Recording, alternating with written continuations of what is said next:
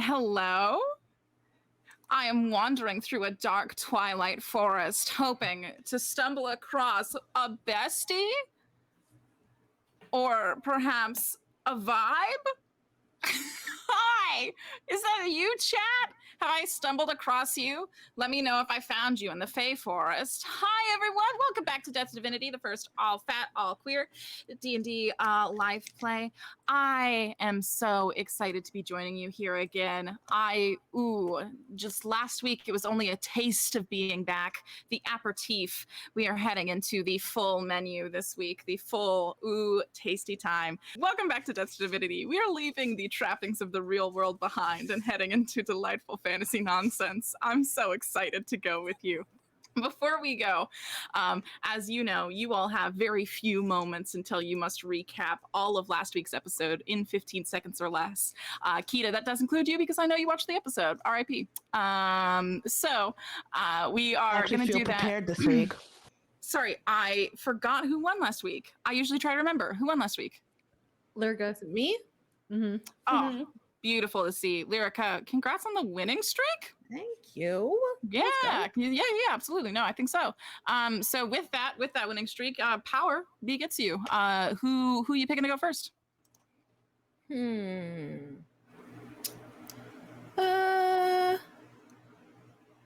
Sam. I knew it. I felt it in my bones. Okay. I'm ready. Let's go. All right, Sam. Okay. 15 seconds to recap last week's episode. You got this when you're ready. I'm 3, ready. 2, 1, go. Lusso, a criminal, Karina and Winona chasing Mara. What's happening? Ystira is engaged to Valpine, wants to hunt a monster with Brian. Okay. And Current chose Ula as a champion. So Ula, Winona, Current, Polycule? I say yes. Yes! All right. Tell me your real feelings. Who are you picking to go next? I choose Nico. Me. Oh, okay. Let's go. All right, I'm 15 scared. seconds. When you're ready, Nico. All right, I'm ready. 3, 2, 1, go. We have to the court. Lusso did a heist. Karina wants motivation, possibly empowerment. Shady closeted sad. Kern chose Ula as an ascendant and won against Zephyr's ascendant. Brandy is there. Magic talk. Karina, what the fuck? Guinea and Nakia text talk. Current will see Monarch soon. Wow. Raising the bar. Beautiful work. Love to see it. Who you picking to follow you? Oh, geez. All right, Molly, you're up, my friend. I'm ready. Ooh. Okay, daddying myself. Much I love to see.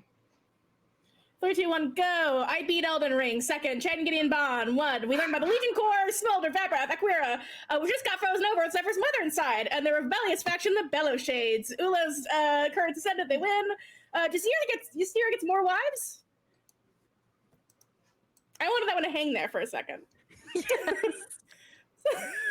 So, Congrats on defeating Elden Ring. Congrats. I'm so and a follow-up happy to from hear. last week. Yeah, you got to keep the people informed. It's Twitch.tv. They're here for the games. Daddy Bezos approves. Who are you picking to go next? Kita. Ooh. Okay. When You you're ready? ready. All right. 3, 2, 1, go. Luso isn't allowed into the core, but y'all step down in anyway. You almost don't get in because Current's not being kidnapped. Ula is now a champion and fights against really big, scary things against Current's cousin. And Monarch? Question mark? Yeah, no, the question mark's for sure there. Perfect. It's good to have you back. Who are you picking? Honestly, for having been gone, great job. Yeah. Dude, I told you I felt ready this time for the first time in my holy life. shit, we're good to go. Powerful. All right. I love this for us. Who are you picking to go next? I mean, is it just Lyric I loved? Yeah, I wanted to give you the illusion of choice. Oh, yeah, okay. Been afforded that many times in my life. All right, Lyrica, it's your time to shine. When you're ready. Ready. Wait, Molly, time, Daddy.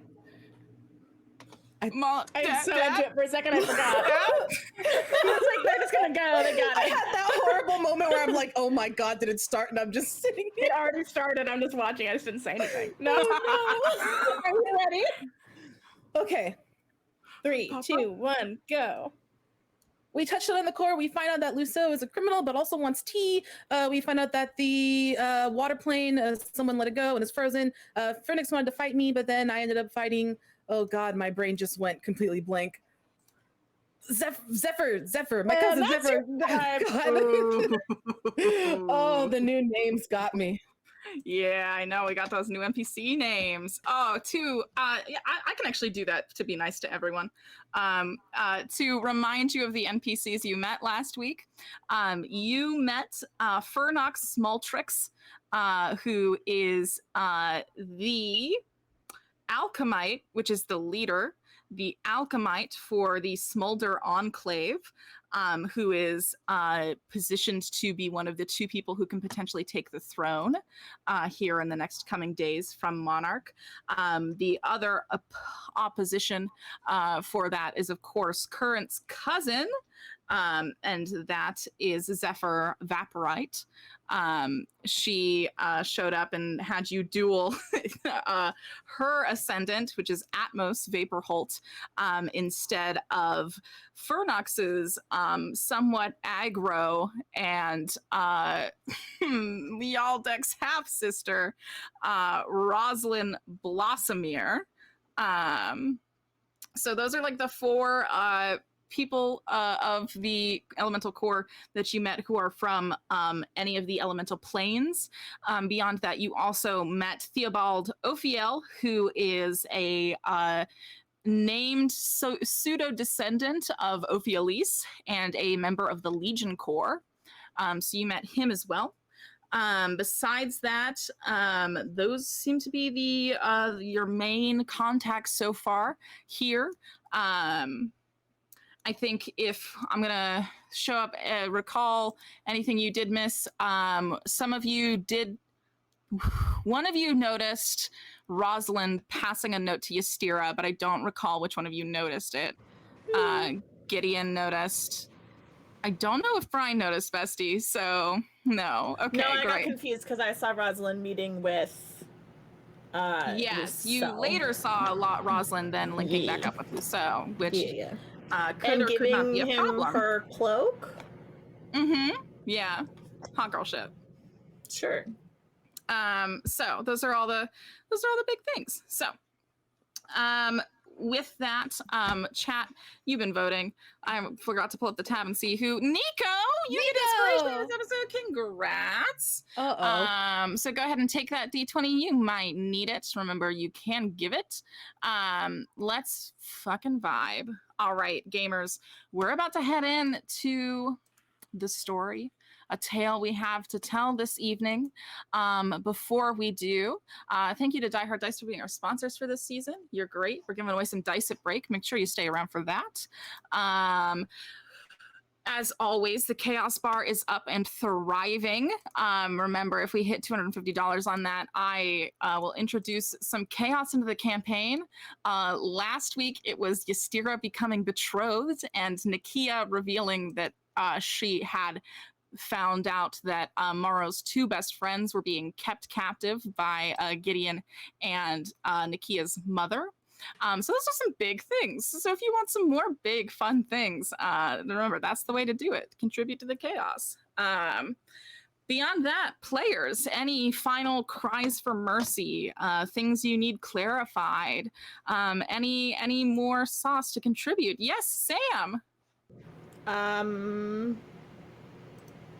Please don't murder anybody. That's a little bit of a different tune that you were telling us maybe no not but idea 45 minutes ago when I asked, also- who do you want to murder? How many people do you want me to murder today? I asked the whole group. I Everyone didn't else say went, that. no one. No. And then you went three. Three No, should I be the didn't say number. that. And then you remember waited that. for Kita to leave the room and then said, there's a lot of Derby girls.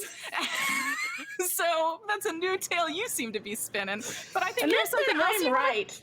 Yeah, and that like Yes. very, I'm right. I am right. Anyway, also, I love you, say it back. I love you all. I'm so excited to tell stories with you.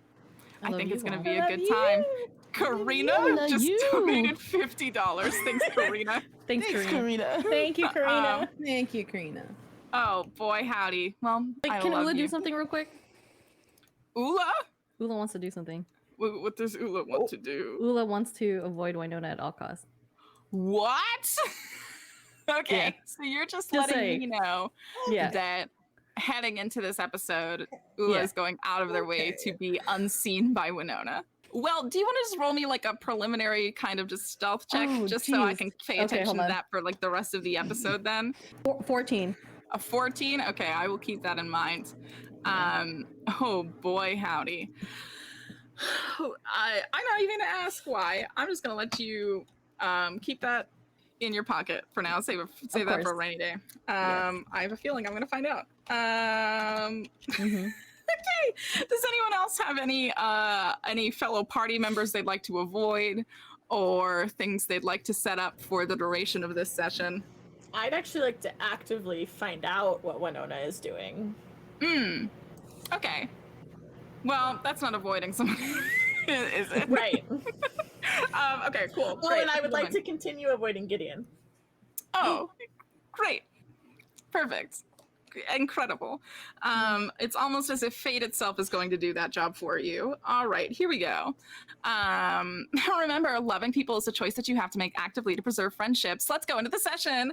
All right, we are diving back in. It is maybe, see, we can see a little far off into the future our heroes who made it off the ship initially, of course, be confronted by future leaders of the Elemental Corps, being met by Theobald in Aasimar of the Legion Corps. We can see all of that, but we are taking the sands of time and grain by grain, we are moving backwards just a bit to right before the ship landed. Winona, you were getting ready to go to the Elemental Corps. You were preparing, and I don't know how you felt about going to this new place. So I guess my first question for you is, you knew you were heading to the Elemental Corps, which is like theoretically like Current's like home, and also like a very important place. So how are you feeling about going there? And what were you doing to prepare? I think Winona is scared, because of course it's like, you know, a new chapter, a new journey that we're going into, and a very heavy one, because one of your friends is about to figure out who the hell they actually are, and that's intense, as if this whole entire trip hasn't been intense, but at least like Winona, I feel like has enough has the emotional fortitude now to be like, okay, this is happening. Yeah, I'm a little bit nervous, but it is what it is at this point. And I don't know necessarily what she's doing to prepare outside of probably just doing her regular thing, like like work out, do what she has to do, make sure she's got everything ready, axe is all sharpened and happy just in case. She doesn't want to slice any heads, but she may have to. Okay, you're ready to slice and dice. Yeah, just in case. Yeah, good. I think that preparedness is essential. Yeah.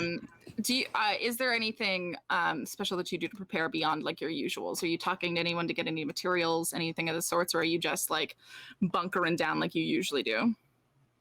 I think I'm bunkering down like I usually do. Okay, perfect. Yeah.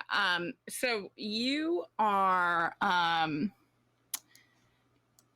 in your room. It's about half an hour before I would say even closer, probably like 13 minutes before the ship is like due to land. You finished packing all your stuff.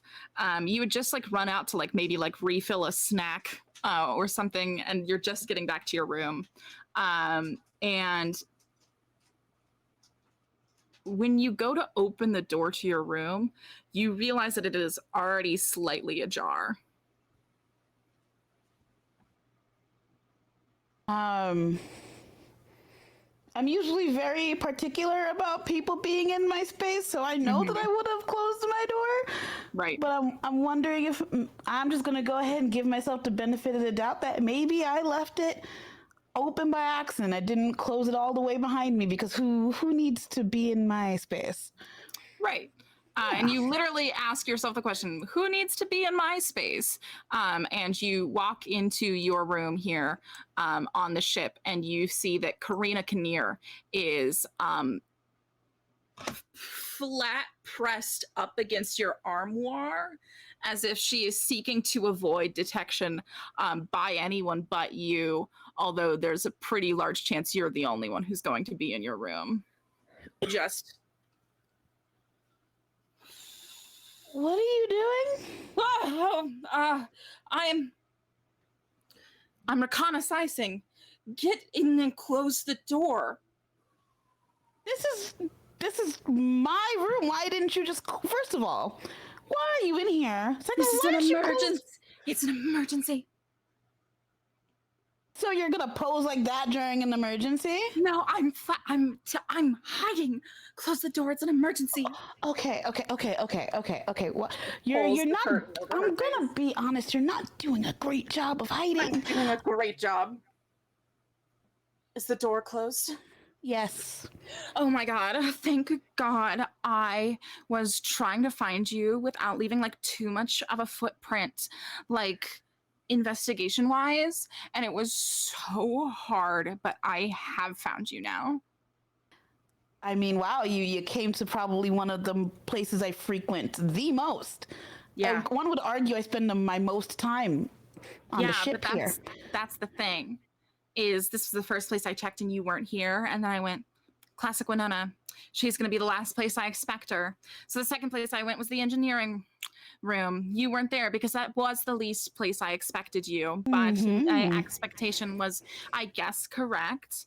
And then I looked at every other room in the ship, and then I came back here after I asked Current and Gideon where you were, and they didn't know. I was very, very thorough. All right, what's the emergency? Thank you for asking, because when I say emergency, I mean it. Well, hold on. You're not gonna listen. If you're gonna set shit on fire again, I'm not gonna be there for it. Because guess what? I'm What? not the problem right now. I'm the solution. Wait, I'm sorry. I didn't mean to.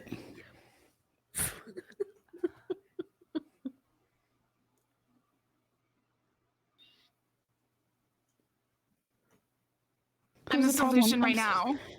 Oh, okay. Yeah, this is an emergency. What's going on?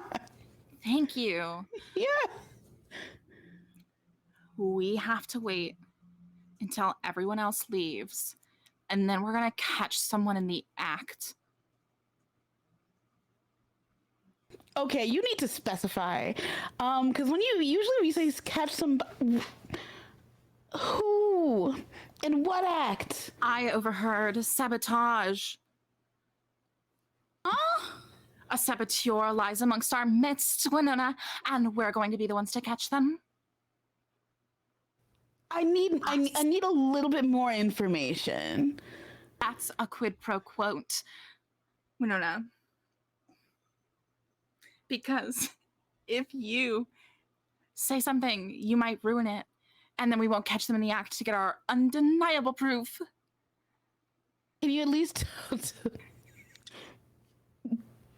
I'm being serious right now. There's actually like a saboteur. Okay, so can you at least tell me like what they're plotting? Like Yeah. I don't need to know who, but like Guess what? There's a loyalist aboard Okay. who does not report to common sense or decency or our Okay. mission, but instead reports to the crown. Oh. Okay. And I know for a fact that she's planning on talking with the queen the second that we all leave the ship. So we're going to stay. We're going to listen in to the dastardly plans, and then we will make plans of our own to apprehend the mole. So what are your plans? Well, thank you for asking. Involve you. Okay. Because you are the left brain to my right brain. The rational to my artistic. So get you involved. Okay. And then the next thing we're going to do is catch her in the act. And then I've kind of been planning a confrontation speech. So I think I could run that by you. Yeah. Okay. I think I was going to start with halt. Don't do that. Oh, okay. So then what would you start with? Well, keep going. Just don't start with halt. Oh, okay. Yeah.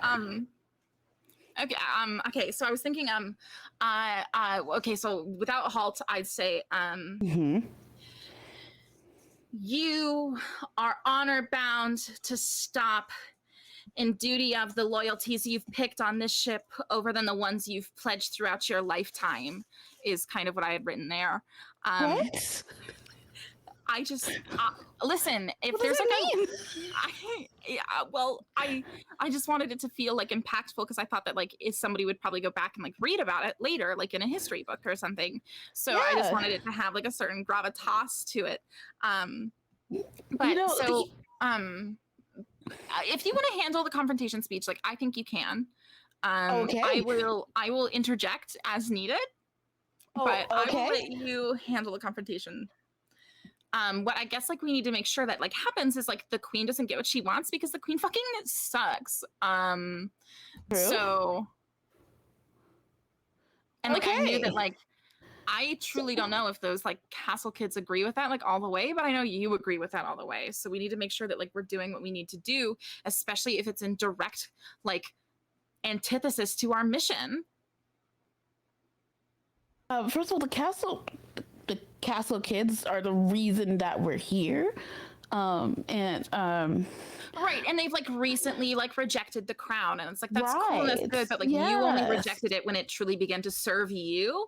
You didn't do it like throughout the corruption of your entire childhood. So it's like because they were raised in the castle. Right, I'm holding like a lot of space for that, but also I want to make sure that we're handling this. So I'm going to miss being supportive of my friends in this really new and scary situation. Yeah. To chase a hunch with you. Well, no, I got like confirmation. So okay. It's not like a hunch. It's a bunch of confirmation. So and so if all of this goes wrong, do you have like a backup plan? Have you fully thought this through? Because this is a big shit, but small, things travel fast. Yeah, you want like a plan B. I think that's respectful. Respectable. let's save murder for like C or D. A plan B would probably be a really solid, like, there is a jail cell on this ship we could probably use. I know that I did stage a 1-act play in there during our trip over here. Only Chade came, which was kind of sad, but my entire stage was just the inside of the cell, and I did a really wonderful piece. There were 2 songs, but we could use that. You know what? Let's go. Let's just get this over with. Let's go figure this out. Let's go. Okay. She's like, you have to wait until everyone else leaves the ship, and we have to stay here so we don't go noticed. Okay, so people are going to notice that we're not there with them. Then text them that we can't go. Okay. All right. I guess I'm gonna. This better be worth it. Yeah. And so you text them that you're not coming. Is there something specifically you say? I think I just kind of just be like, hey, I'm gonna meet up with you later, I guess. Karina has taken me. I've been taken won't by leave Karina. me alone until I go. Right, which is true. So hopefully the faster I figure this out, the better for everyone. Right. Yeah. And how seriously are you like taking this threat? Not too seriously, because I don't really take a lot of things that Karina says seriously. I mean, she's great. But there's a lot of like grandeur to everything that she says. Yeah. So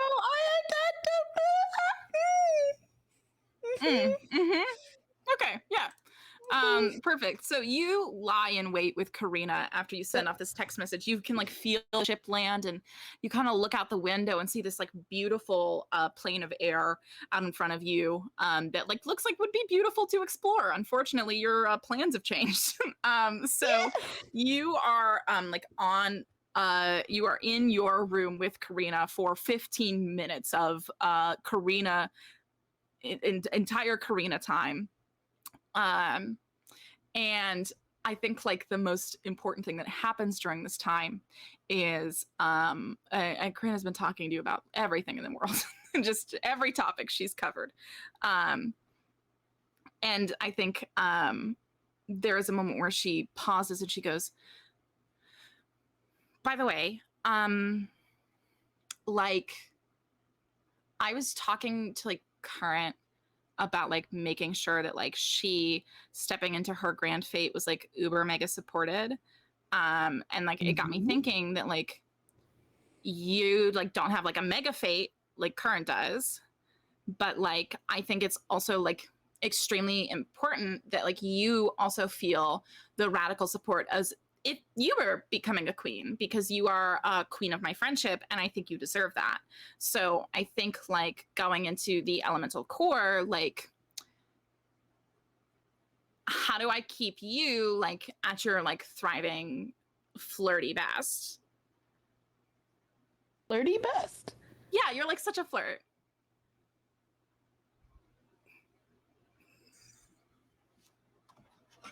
I'm not gonna unpack that with you right now. Okay. What? Actually, okay. Do I want to? How? I'm so bad at. Oh, you know what? No. Okay. Don't look at me like that. I'm just like, I asked you how I can support you, and I'm just like, you beat you. Okay. Support for me comes with support for others. So the way that you can support me is supporting my friends, you know? So make sure that they're taken care of. You don't have to worry about I will get in their me. business, and I will make sure that they are being radically supported. Consider it done. Okay. And now that we're close enough to the time, I think like I can tell you without it risking the mission. Okay. I thought if anyone was going to be a mole, it was going to be Chade, because Chade has a lot of attachment anxiety. But Ye- I was doing my monologue practice down the hall last night, Mhm. and I heard that little nice healer girl, Mara, literally on the phone with the queen.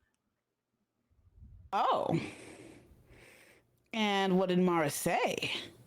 That's the thing, is I think she like heard my very good monologue and said that she couldn't talk right now, and then they made a time to meet in the engineering deck in like 3 minutes. Not like meet, but like call. Oh. Okay. I understand now. Okay. Okay.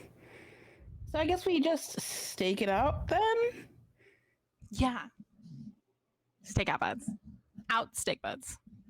Out steak buds. Cool. So people don't know we're on a stakeout because that's like our secret code.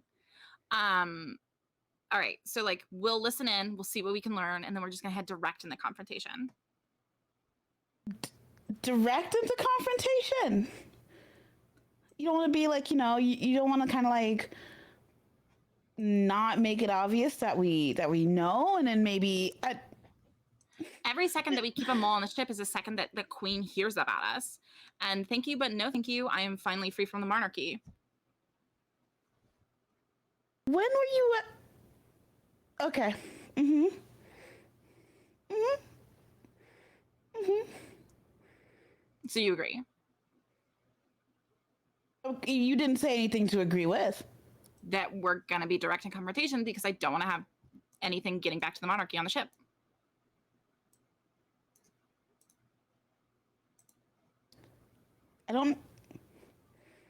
I feel like I don't have a choice.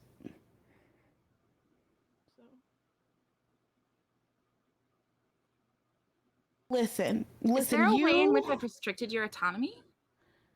No, no, no, no, no, no. Regardless, I am my own woman, and trust me, there is literally no way in which you could limit my autonomy. Exactly, because friendships are all about empowerment. Of course, yes, yeah, yeah. And you know what? You have been such an wow, like you taking the reins on this. Wow, look at you making plans, doing things, taking me away from other friends. Let's follow. I'm going to you know what? You I have think a it's time. calling. Yeah, you have a calling in your heart. Let's just let's go. All right. Thanks for coming with me. You're welcome.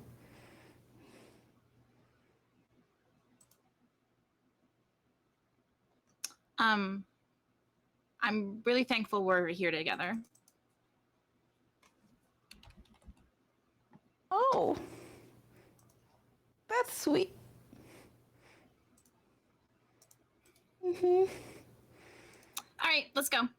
And then she kind of just sets off. With that, I'm going to ask you to, I'm going to pull you on over to the engineering deck first and foremost. And then I am going to, how do I do that? The settings have changed. Oh no. I am also then going to ask you to roll me a stealth check, and Okay. Karina will roll one as well. Okay. Oh, excuse me. You said stealth, right? Mm-hmm. Not one. You got a nat 1. Would you like my inspiration? Natural 1. Kita, do you want my inspiration? Natural 1 plus 2. So 3. Kida. Are you taking Do you want my Nico inspiration? up on their offer? Would you like that? Sure. Okay, I'll give it to you. You don't have to use it, but also it's how successful you want the following few minutes to be. I got you. Go ahead, take it. A 5. So Great. Perfect. So, oh boy. You are.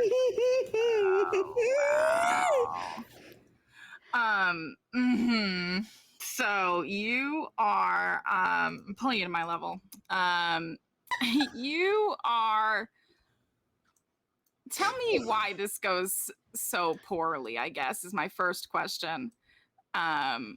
So Karina begins like pulling you towards the engineering deck. Okay. And she's like, I always like envisioned that like at the end of the day, it would be you and me doing this, like making it happen. We're making it happen right now. And then begins like heading down to go down the stairs to the engineering room. What puts you in the wrong frame of mind for this? Are you still just deeply annoyed at Karina, or is there something else happening? I think I'm deeply annoyed at Karina, but this is also the place that we all fell into after that big fight, right? Uh-huh. So I think Winona is a little scared, just like a little naturally, just kind of like has a flashback of just falling on her ass really hard from that from that fight, and I think she's trying her best to be careful, but then when she tries to overcorrect herself, she ends up just bumping and falling again, tripping down the stairs. Oh, you fully tripped down the stairs. Great. So yeah, I think hold on, I'm lifting you up, don't freak out. So you are okay, sweet Winona. Oh boy. Yeah, you are like Karina's in the middle of like giving you a motivational speech. And you are like trying to harness this. And it's just like the mental is just it's not there. And so Karina begins like leading you down the stairs, and you notice that she's actually like pretty smooth stealth wise. She's making it happen. And can I get a perception check from you to see how much you hear before you fall on your ass? Oh no, yes you can.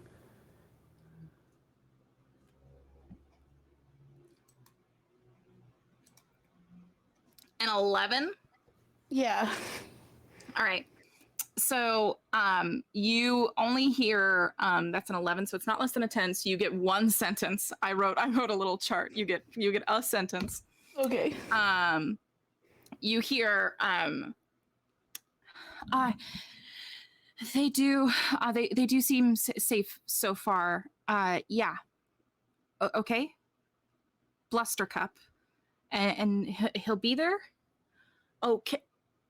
And then your feet just slip on one of those engineering steps and goes thunk, thunk, thunk, thunk, thunk, thunk, as you like hit your ass on every step down and like bottom out on the bottom of the floor, and Karina goes as you just hear Mara like stop mid-sentence, and you hear like the signature like bloop of like a Simpax being hung up on. And then Margot, excuse me? Oh, don't worry about me. I forgot to tie my shoe, and I have fallen. Do not worry though. I'm a sturdy person. My butt's fine. And well, Winona may have fallen. She has not fallen from grace. Unlike some others in this engineering floor. Mara,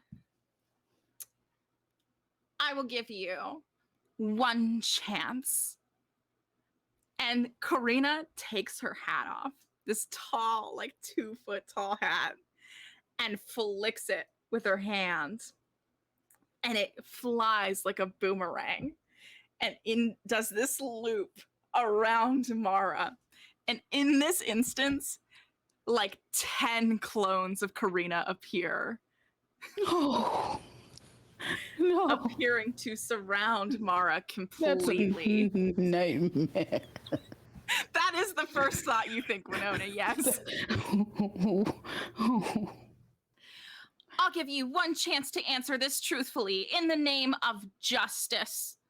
Who were you on the phone with? Did you Sailor Moon?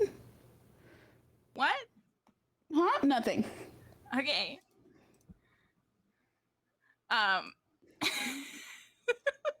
So, are you doing anything to help Winona?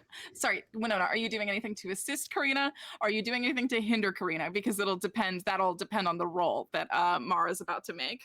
Oh God, I think what I heard wasn't enough for me to assume any bad faith. Yet Mara also hasn't done anything bad to me or any. Right. So I'm just kind of like, I'm not defending Karina, but I'm also not helping like I'm just kind of there. Okay. I'm kind of just standing by, trying to just take in everything and try to assess for myself what the actual hell is going on. Yeah, then I'm gonna let Karina go ahead and roll a intimidation check to see if she can get it done on her own. Okay. And that is a 10. So she's not doing great. Mara like looks between the two of you, like with like growing like fear in her eyes, and she says, who I'm on the phone with is my business and my business alone. You're not right? wrong. Right, Winona, of course. So yeah, but why are you so scared? Because I'm surrounded by 10 of Karina. That's that. Karina, do we need all 10? That's 10 times the justice. Of course, it's terrifying. Listen here. No. Okay. I know the truth.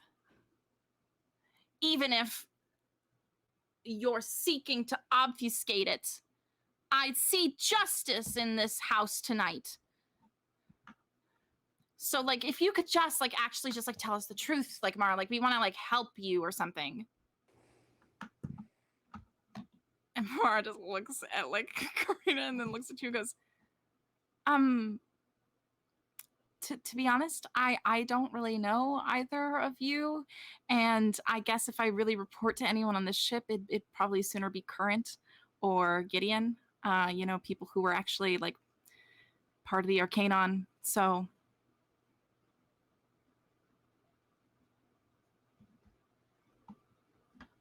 Okay. That's fair. Karina? What do you mean that's fair? You mean the corrupt institution, the Arcanon?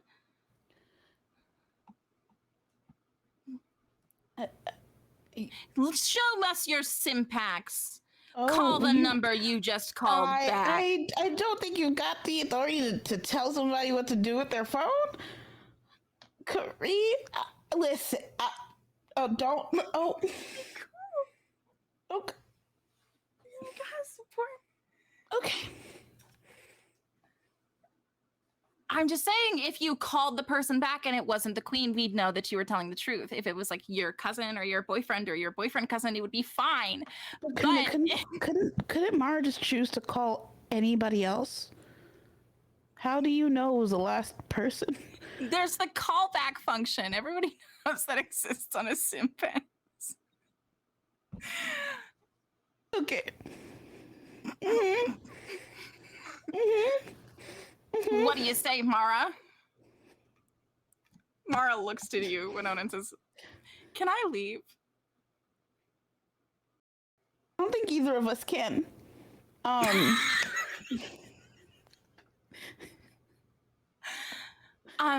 mean, kind of like if I like physically go to like step out, am I going to be stopped? I guess is my question. Listen, Karina starts to go like this. between the two of us, I'm just gonna go ahead and say, yeah, you probably are. Not by me, but you probably will be.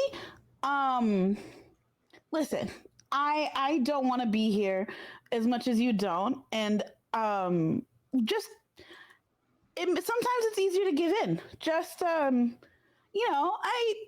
you have seemed to be a trustworthy person so far.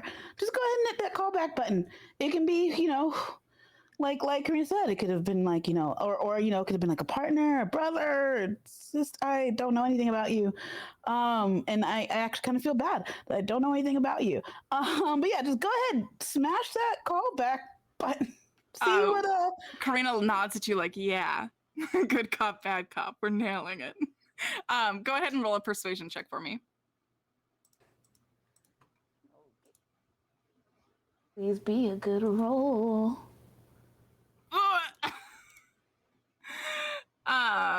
That's a 6. Yeah, no, that's not great. Mara looks at the two of you and goes,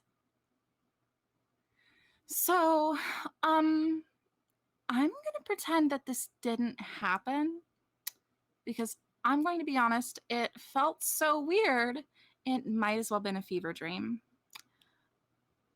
I think you two are great. I don't think I'm your enemy. Do I feel like this is maybe a grievous overstep in boundaries and privacy? Probably yes. Do I find that vaguely disrespectful? Sure. But, Meter would say that forgiveness is the first and only practice of life. And I think that I'm just going to go.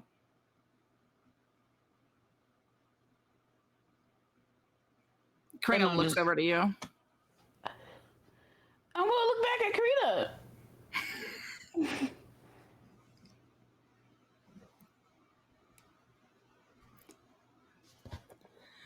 Fine.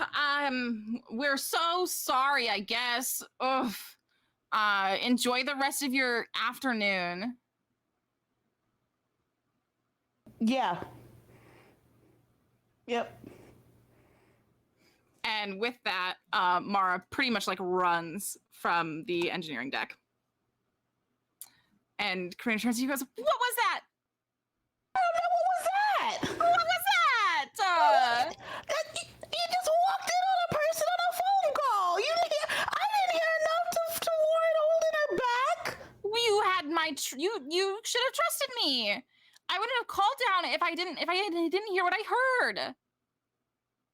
You know what? You don't have to come with me, but I'm following her. She said she was going to meet someone, and I intend to find out who. Do not. No, I'm going. At least one of us is committed to justice, Winona. Oh, don't pull that bullshit card with me. What? Have you done anything? No, I'm gonna go actually do something. You can go run off to be someone's sidekick. I'm gonna go actually do this. Oh, okay. You want to play with words? Okay. Yeah, No, Karina. because Ula's finally back, and you're so relieved that you can just hit sidekick mode again like you did for the entire first 10 years of our friendship. And I'm just like in the dust again. And I think that's super cool and super fun. I'm your sidekick? No, you are Ula's sidekick. You've always tried to be. Wrong, ma'am. You're my sidekick. You're the one that can't leave me alone. So much so that you followed us onto this goddamn ship. And for what? To put your life in danger for who? First and foremost, I went on the incorrect ship, and it was not because I was trying to follow you. It's because I was trying to find a friend. Well, damn, I wish you got on the wrong ship then. You know what? I'm going to see you later, Winona. Are you? Hopefully not. Good. Go be someone else's fucking sidekick. I am not a sidekick. I am a leading lady. You'll never be the main character in your own goddamn story with the way you keep acting. So happy that Ula is back because that means you don't have to take up as much space as you need to.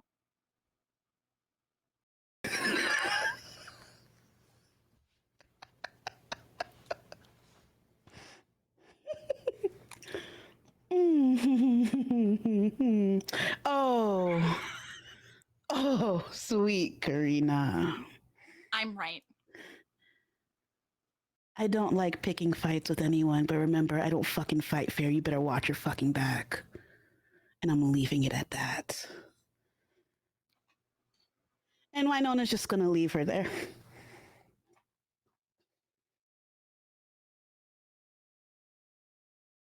All right, then Brian, if we are to revisit what you saw last episode, you did not see, as we rewrite the strands of fate, you did not see Mara being chased by both Winona and Karina. You only saw Karina leave to follow Mara. Oh, which means that everything that happens after this point is a secret because no players are there to witness it.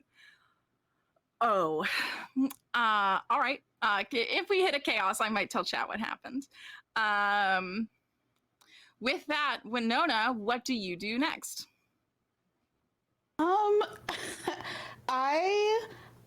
I think honestly, like, I'm just so irritated.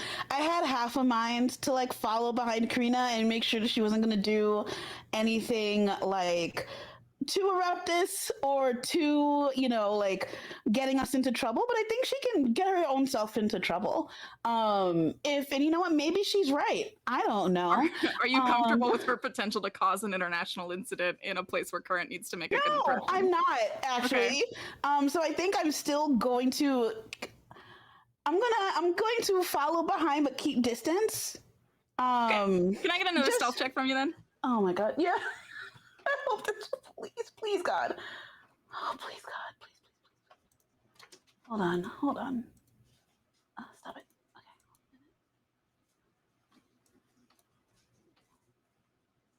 Another 7. I'm gonna see if Karina notices you.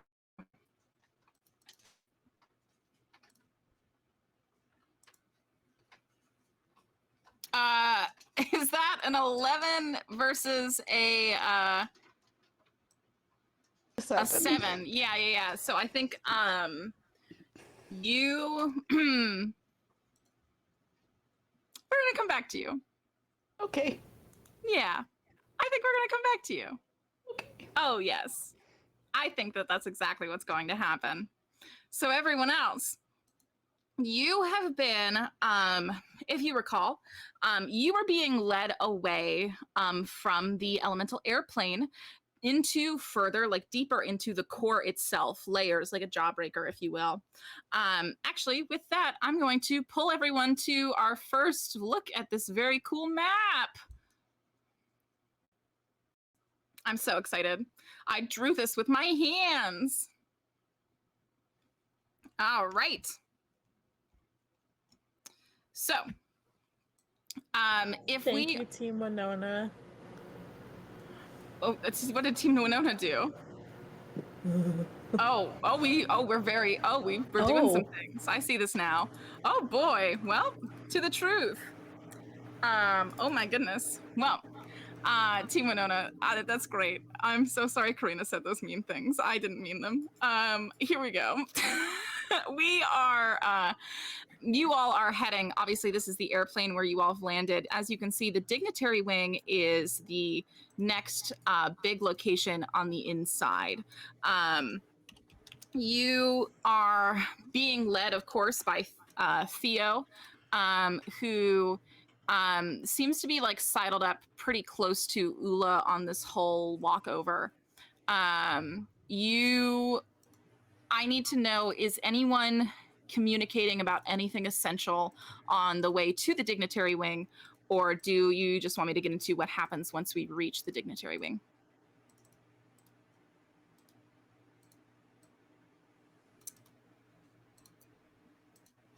No, I think I'm okay. Yeah, wait till we get the Dignitary. I want to know what happens. Same. At the Dignitary Wing? Yeah. Great. Perfect. So you all are being led by Theo, who says, well, we've cleared out the entire Dignitary Wing. That was partially because of your arrival, partially because of the event that happened with the plane of water. It's going to be completely free to you. We're going to have several Legion Corps members staked out there at all times, both for your safety and just the relative safekeeping of the rest of the elemental core. You understand. If you need to leave the premises, just let someone from the Legion know that you're leaving. So if something goes wrong, something happens, we know what is happening and can help you if need be. Does anyone want a guide for their time here in the elemental core? Does anyone need a translator for any specific languages, anything like that?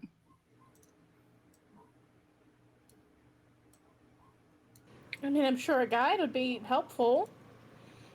I don't know how everyone else feels about it. All right. Yeah, I guess if Ophelis isn't with us.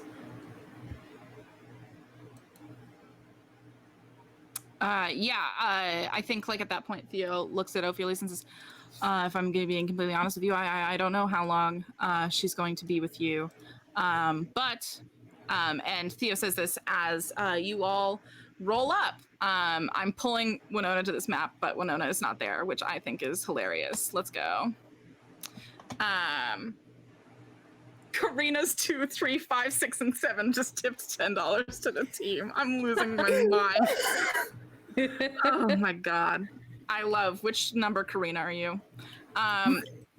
So everyone is rolling up at this point. So Gideon, Current, Ula, not Winona, LOL.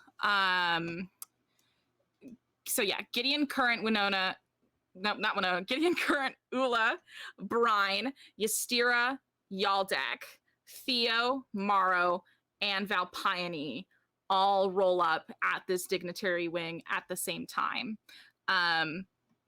You see that there is seemingly just a simple like tiefling girl standing behind the counter here, sort of handling things in this wing, if you will. The thing about the dignitary floor that you first notice upon entering is that you seem to be walking on water. We just hit chaos. Perfect. Let's go. We'll revisit what Karina gets up to in just a moment, chat. So you all notice that the dignitary wing is kind of like when you go to those restaurants and the floor is glass and there's like water underneath it with little fish in it. It's one of those, except for there's no glass separating you and the water, but you are stepping on it and it is solid. So you are stepping out onto this watery sort of ground that is supporting you with fish and other forms of life just swimming underneath your feet. Every time you step, little minnows will come and circle around you and dissipate as you step forward again to attach to someone else's footsteps. Several tendrils of seaweed will stick out and kind of crawl up the wall like ivy. It is a beautiful sort of tribute to the elemental plane of water in here. And it's beautiful. It is part of a palace. Every single pillar, every single bit of floor and wall and ceiling seems to have been hand carved with care. You see the ceilings of marble are painted with murals that tell the entire story of the elemental core. As overwhelming and hard to parse for you as it is, as its history is relatively unknown to all of you. This is a place of like very extreme elegance that I think for the castle kids reminds you a lot of the Arcanon, because that's usually the only time you saw it was in tribute to the gods. And it strikes you very suddenly that that makes a lot of sense because this is a god's home. There is a god close by. And the people around here are acting like it. The people you pass, it's squared shoulders. It's an air of professionalism and devotion that is palpable in the air. The closeness of incense is following you. The presence is undeniable. And Theo seems to be one of the few who is able to kind of be in both of those modes, like this upright professionalism and that kind of more like lax casual that you are more comfortable with just as people. And Theo like comes to like roll up here, kind of comes to stand in front of all of you, and says, well, this is the dignitary wing. This is your home for as long as you're here, which is as long as you need it to be. I have actually been assigned with watching over you to make sure that this is as safe as you'd like it to be, as welcoming as you need it to be. Besides that, the woman behind me, her name is Melanie. She's going to be taking care of more everyday things. If you need something, feel free to ask her.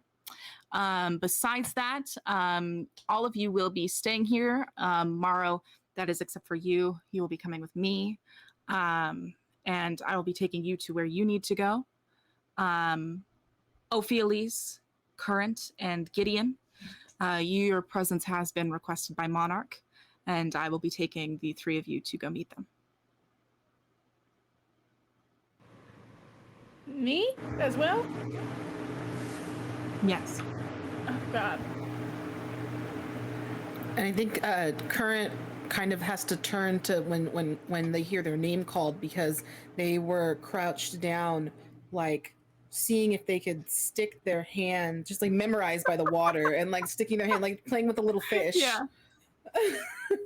Perfect. Yeah, you like if you stick your finger through it, you actually can, and the little fishes will come up and be like at your finger. He's so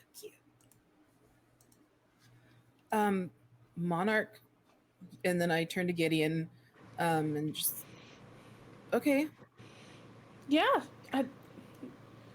How did you feel? You're about to meet, your parent. Kind of numb. What do I say? I mean? It's like I'm meeting my parent. Yes. But I'm also meeting a god. Like, which one of those comes first? Well, I hope the parent part, but they're meeting you too. So I hope they're on their best behavior as well. And Gideon kind of smiles. I'm glad you're here with me. I'd have it no other way. I mean, you being the secret child of a god and princess does fit, but it is a lot, so I'm glad I can be here. Well, I mean, you being a god.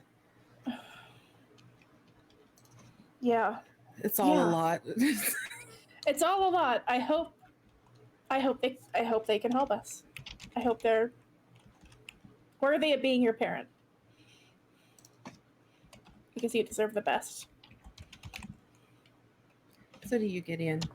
And besides, if they're messed up, we'll just do the same thing we did on Kurthus. Leave. I like that plan. And I think Gideon puts a hand on Current's shoulder as they walk in.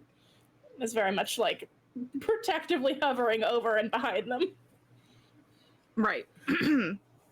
Perfect. Cool. So I think Theo, while they're talking and kind of getting ready to leave, Ula, Theo kind of comes to stand by you and says, so just hit me up if you need anything while you're here. I think I'm gonna be around. All right, cool. Who ordered you to be around us? Monarch did. Yeah, I'm actually good at my job. Ula squints at Theo. We'll see about that. To be. Right. Okay, Theo. We'll see about that. And listen, I know that new monarch is related Mhm. to Zephyr and everything, but if we can do what we can to make sure that Fernox ends up on the throne at the end of all this, I'd consider it a personal favor. Wait, what?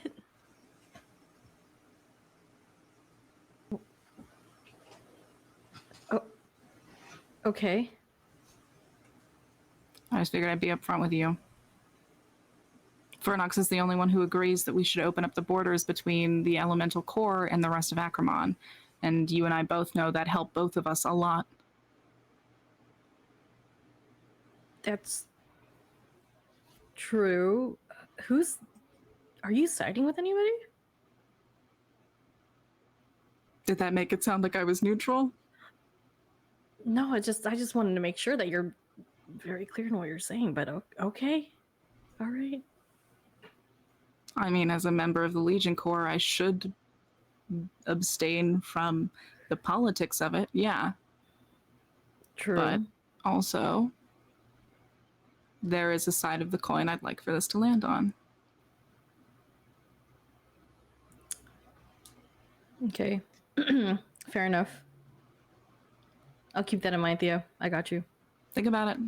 Yeah. All right.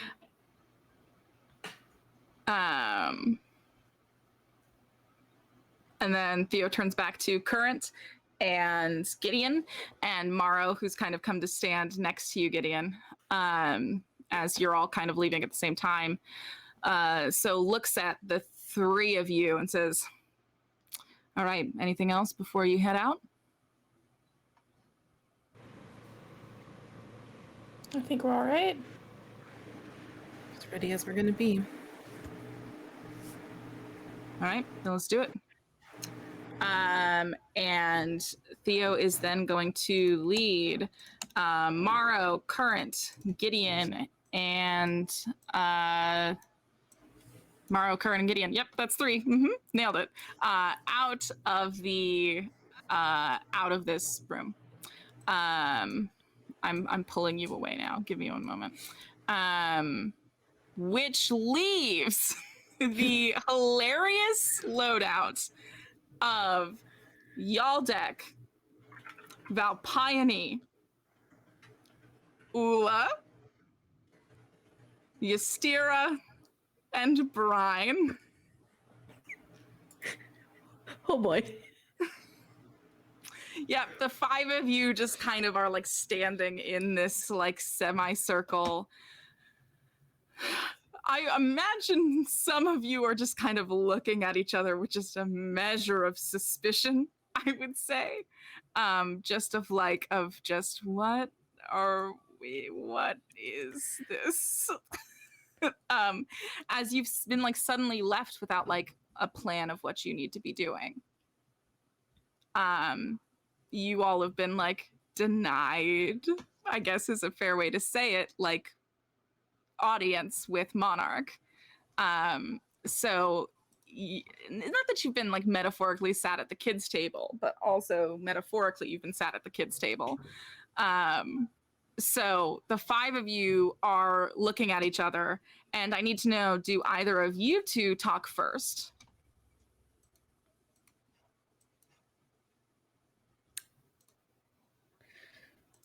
I think Ula just stays quiet until like, I don't know, someone says something.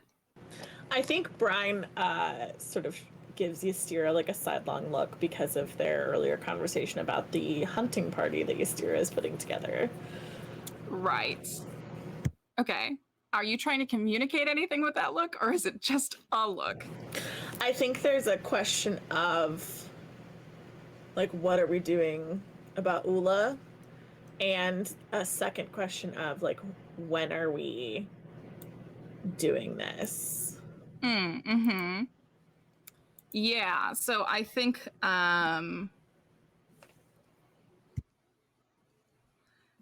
after a second, Ystira kind of looks around at the five of you and says,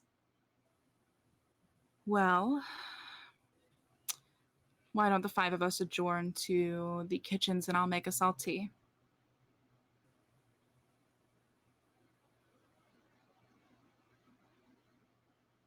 I nod to Guildmaster Ysera. Lead the way. All right, America's most hilarious loadout. Then, like, in silence, maybe heads through the beautiful terrain of this place. Can I like click and drag you all? Let's find out. Oh, I can. Let's fucking Oh shit, go. we're being swept away. Please don't mind as I click and drag you to the future. One moment. Oh man, through the gardens you walk. Through, yep. And I think that we will revisit how tea goes in a moment. For now, I would like to revisit how things are going for sweet Winona. I am going to ask that you roll me. So you are following Karina out into the elemental plane of air, which is a little terrifying because it takes you a second to realize you can walk on air here. That in itself is a little hard to like cope with. Also, you're like following Karina, and Karina notices that you are following her. And since she's the one who's following Mara, she's actually going to try and lose you. So she is going to roll a stealth check, and you are going to roll a survival check to continue tracking her. And we are going to see who pulls it off. Okay. Yeah. 17. Oh, a shit. good roll for once. Oh, I got a 16.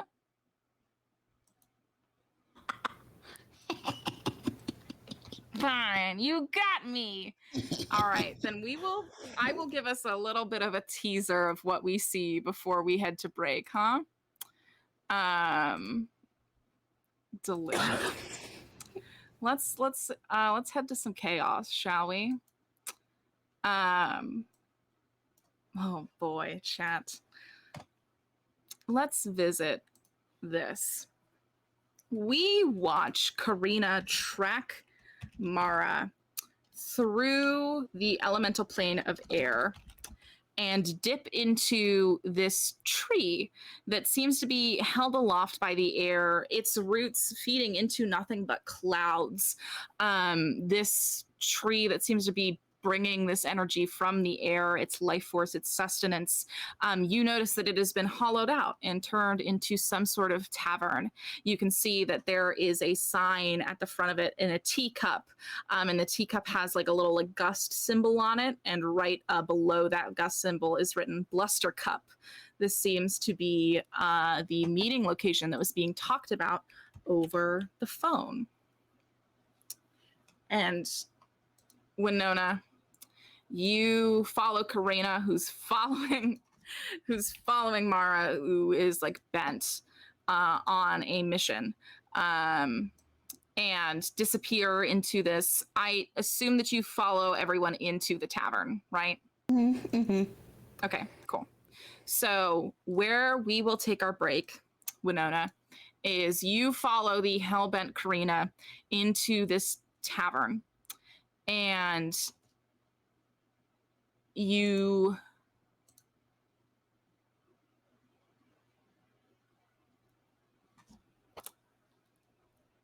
this is so interesting because I actually don't think Winona knows who this person is.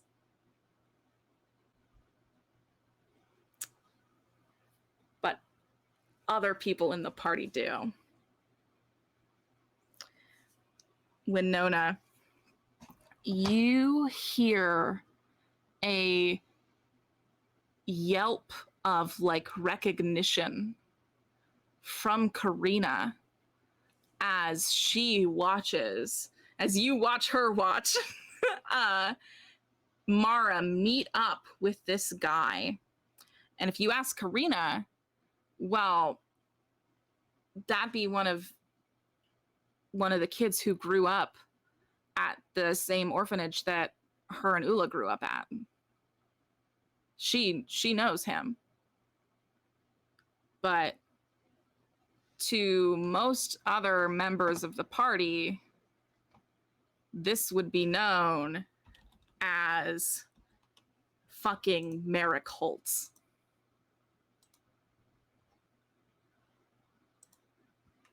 Comes to meet Mara at this table. And I think that's where we're going to go to break. Godslayers, hello. Have you ever run into a nemesis at a tavern? No? Not a relatable experience? Are you sure? Are you sure this has not happened to you or a friend? Because I think it's happening right now. Welcome back from break. I think we have a giveaway to draw for. A giveaway to celebrate. Thanks to Die Hard Dice, you're gonna get some sweet dice to take home. Thanks to Die Hard Dice for being our season sponsors. It means a lot to support indie artists, and Die Hard Dice is one of the best at doing that. We got some cool stuff happening with them. I can't wait to talk about them more with you soon. But for now, I gotta keep my secrets, but bring me flowers. Congrats on one, your very cute username, and also your dice. Oh my God. Meanwhile, I think let's just stay at Blustercup as we head on back, huh, gamers? This otherwise this port tavern, coming and going and bustling of all different types and sorts. It's hard to kind of see this table through the crowd. And I do think, Winona, that Karina did not notice you on like the second go. So okay. Karina does not know you are here with her. You see Merrick and Mara gather at this table, and they seem to be talking for a few minutes. Are you doing anything while they're gathered here at this table? I think I'm gonna try to I'm gonna move my little person. Please. I think I can't go any further than that. I was gonna say like the little wooden posts where let's just say that I'm hiding behind that, only it's in front of me. Okay, great. If you want to like get close to get within listening range, you can do that. I am going to require you to roll one of those pesky little stealth checks you've not been doing too well on tonight. Yeah, no. I would like to be close enough to listen, so listen, we can't. Let's fail upwards this time. Yeah. Yeah. What'd you get? A 9. All right, well, Merrick's going to roll. Failed a little bit upwards. And Merrick got a 21.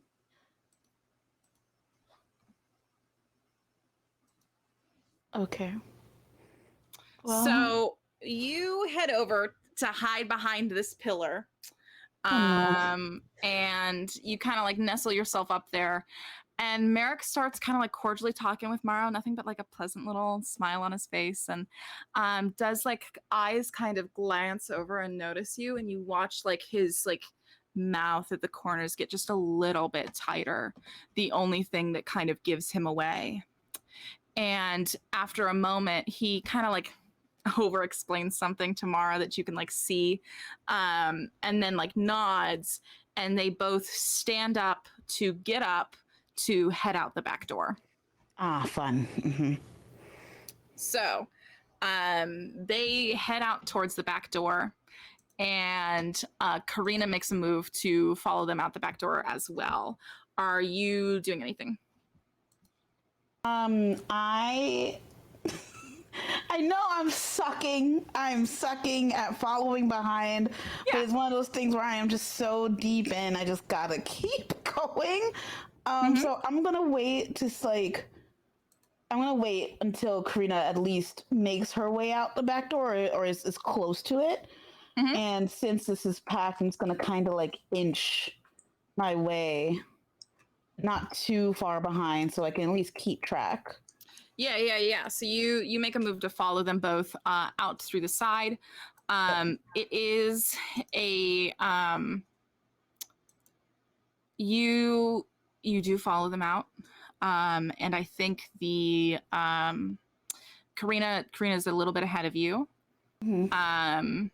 which is why I think you hear Karina shout, "Merrick, wait!"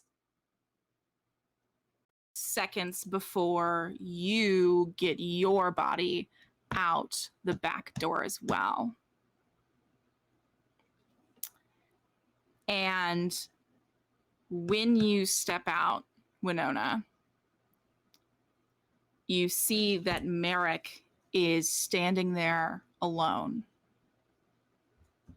Karina just steps from the doorway entrance out back. And he is holding this glimmering pink blade in his hand.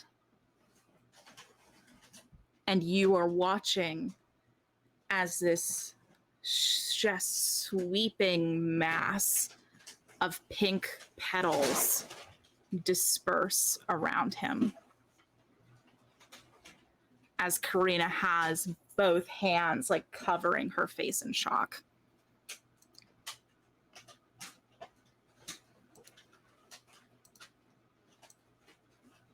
Can I roll an insight check to see if I would know at all what that means? Okay. Give me remembering to do an insight check.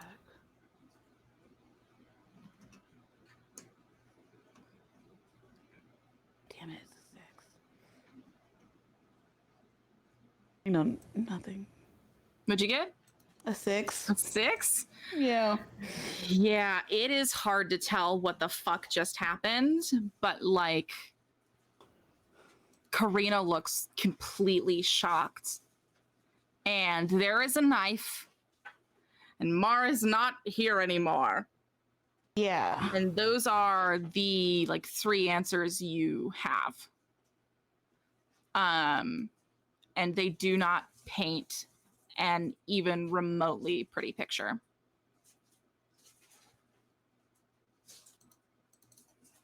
Okay. I am not talking to Karina, so I don't know what to do. Right. So... And you are like a few steps behind her, and I don't think Merrick has like put his attention on you yet, but he looks up at Karina and says, "Oh, hey Karina, how'd you even get here? I didn't know you were rolling with that other group." And there's a moment of consideration from Karina before she says,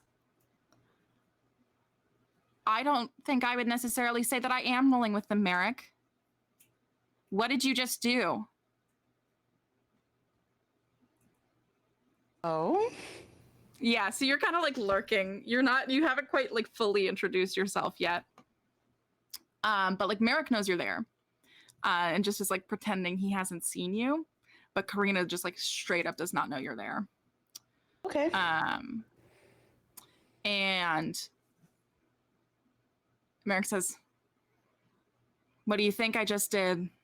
I took care of a royal loyalist. You have a problem with that?" Karina goes,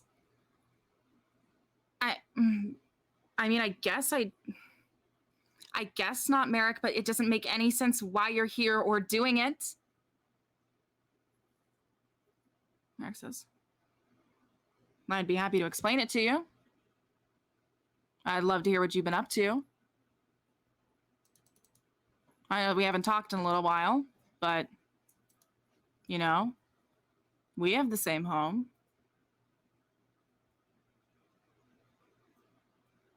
Let me buy you a drink. We can catch up. You can tell me about why you're here and if you need any help."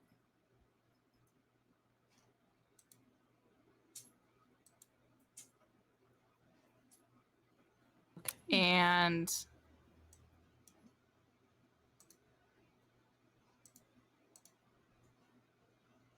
there is like a long moment from Karina. And she says,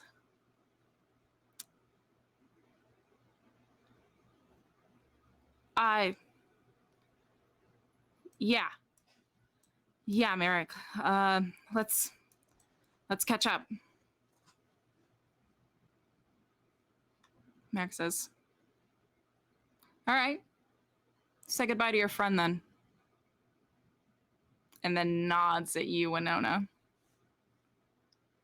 And Karina kind of like turns around in shock to look at you. I thought I lost you.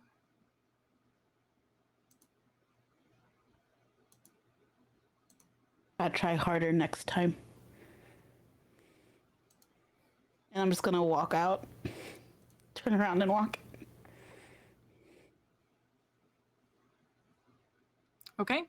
Yeah. No, like you turn around and you like walk out of the alleyway of Blustercup. And I think like the last thing you hear Merrick say is, man, it's actually really nice to see you, Karina. I think I have a job that'd be perfect for you.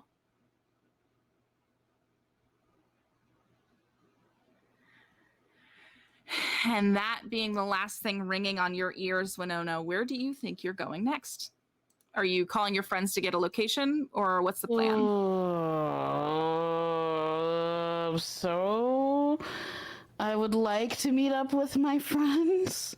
Yeah. But I am way... Oh my god. Because I also don't really know Merrick, so I don't know what kind of... but like...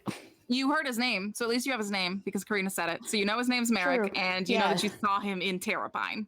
Yes. So those are the two things you know about him now. Congrats on 2 things. Yeah.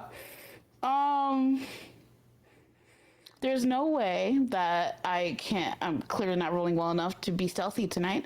I don't know why it was like Winona's stealthy. Incorrect. Yeah, no. So...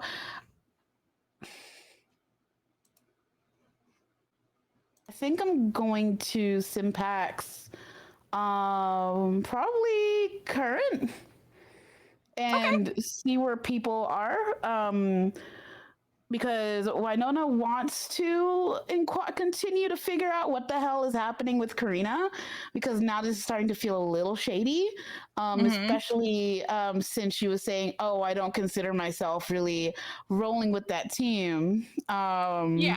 I think like you know Karina well enough to be like to know that that wasn't said in earnest, but said in like way of like wound. Like she's very like hurt right now. Fair enough. She called me a sidekick, so she can sit in it. So I'm gonna So fair, Skirt and see where they are and everybody else is. Yeah, absolutely. So so yeah, current, you are currently being led by Theo. And then on either one of your sides is and then like next to you is obviously Sweet Gideon. And then on either side of both of you, like as a pair, are either Morrow or Ophialise. So you are basically 2 people being surrounded by this like triangle triforce of Aasimar as you walk through these celestial halls. It does not like... There is a godliness to that I don't think is beyond either of you. With that,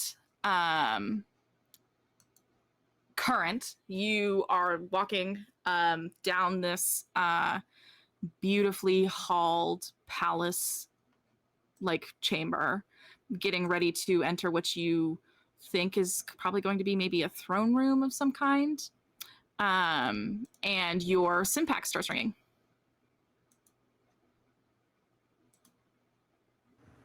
And am I getting a call or am I getting a text? You are getting a call? Let's say call. Call.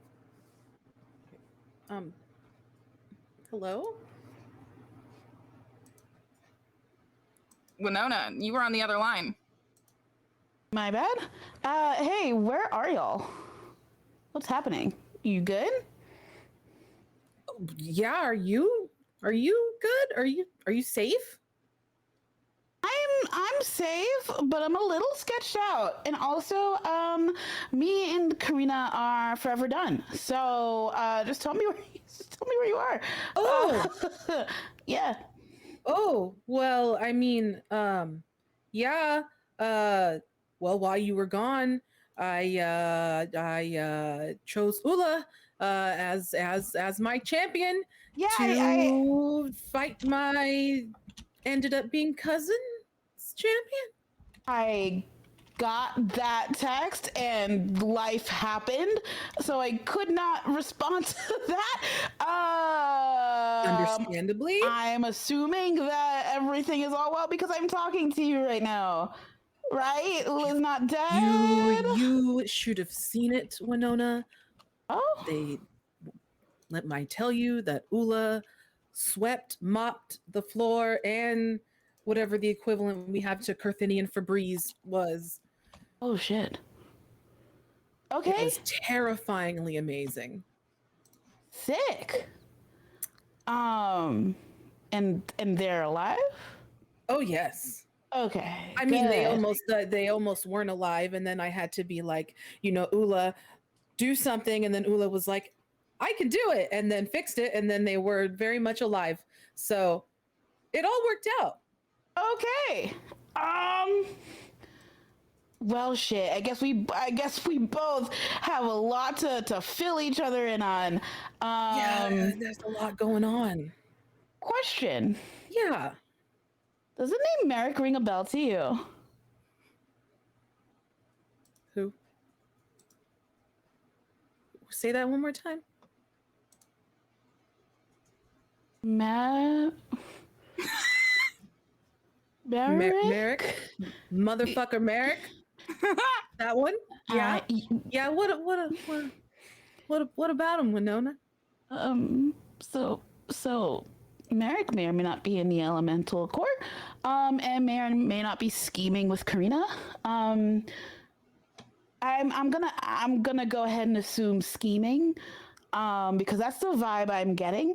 Also, Mara is gone. Yeah, Okay. so When you I've say been through a lot in the Mara last- is gone, like yes, left the ship? More than that. Who called you? What?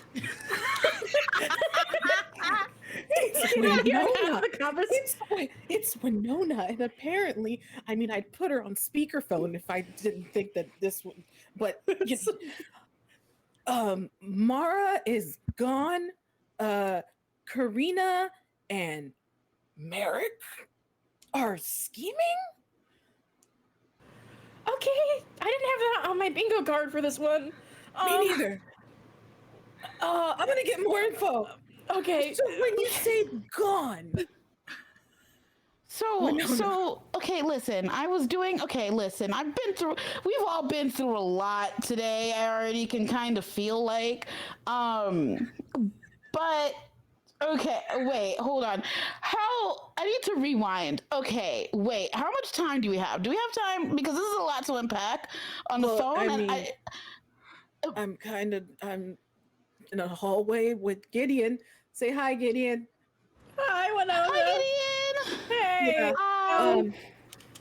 I guess this is important for you to know too. Oh, we're meeting Monarch right now. you're what? Yeah, but it's fine. We're still on the stairs. I have Don't you time have for to- you when look, they can Don't wait. you have to- Monarch can wait. I should maybe that wasn't the. You know what? Yes. Monarch can wait. Oh, that's the energy we're bringing. Okay, all right, sick. So I'm gonna keep this as compact as possible. I think so Kurt just cups in, goes around to everybody I'll be done. Just give me a second. Okay. Okay, go. Okay, so Karina made me stay back and said that Mara was a loyalist, and I overheard only a sentence. I didn't really know what was going on. I don't don't really know Mara like that, and I guess I never will. So then me and Karina got into like a huge blowout fight. Haven't unpacked that yet. She called me a sidekick. Whatever. Neither here nor there. I followed her into this tavern, and I guess Mara was with this Merrick person because Karina said his name out loud, and I was like, okay, guess this guy's name's Merrick. That's fine.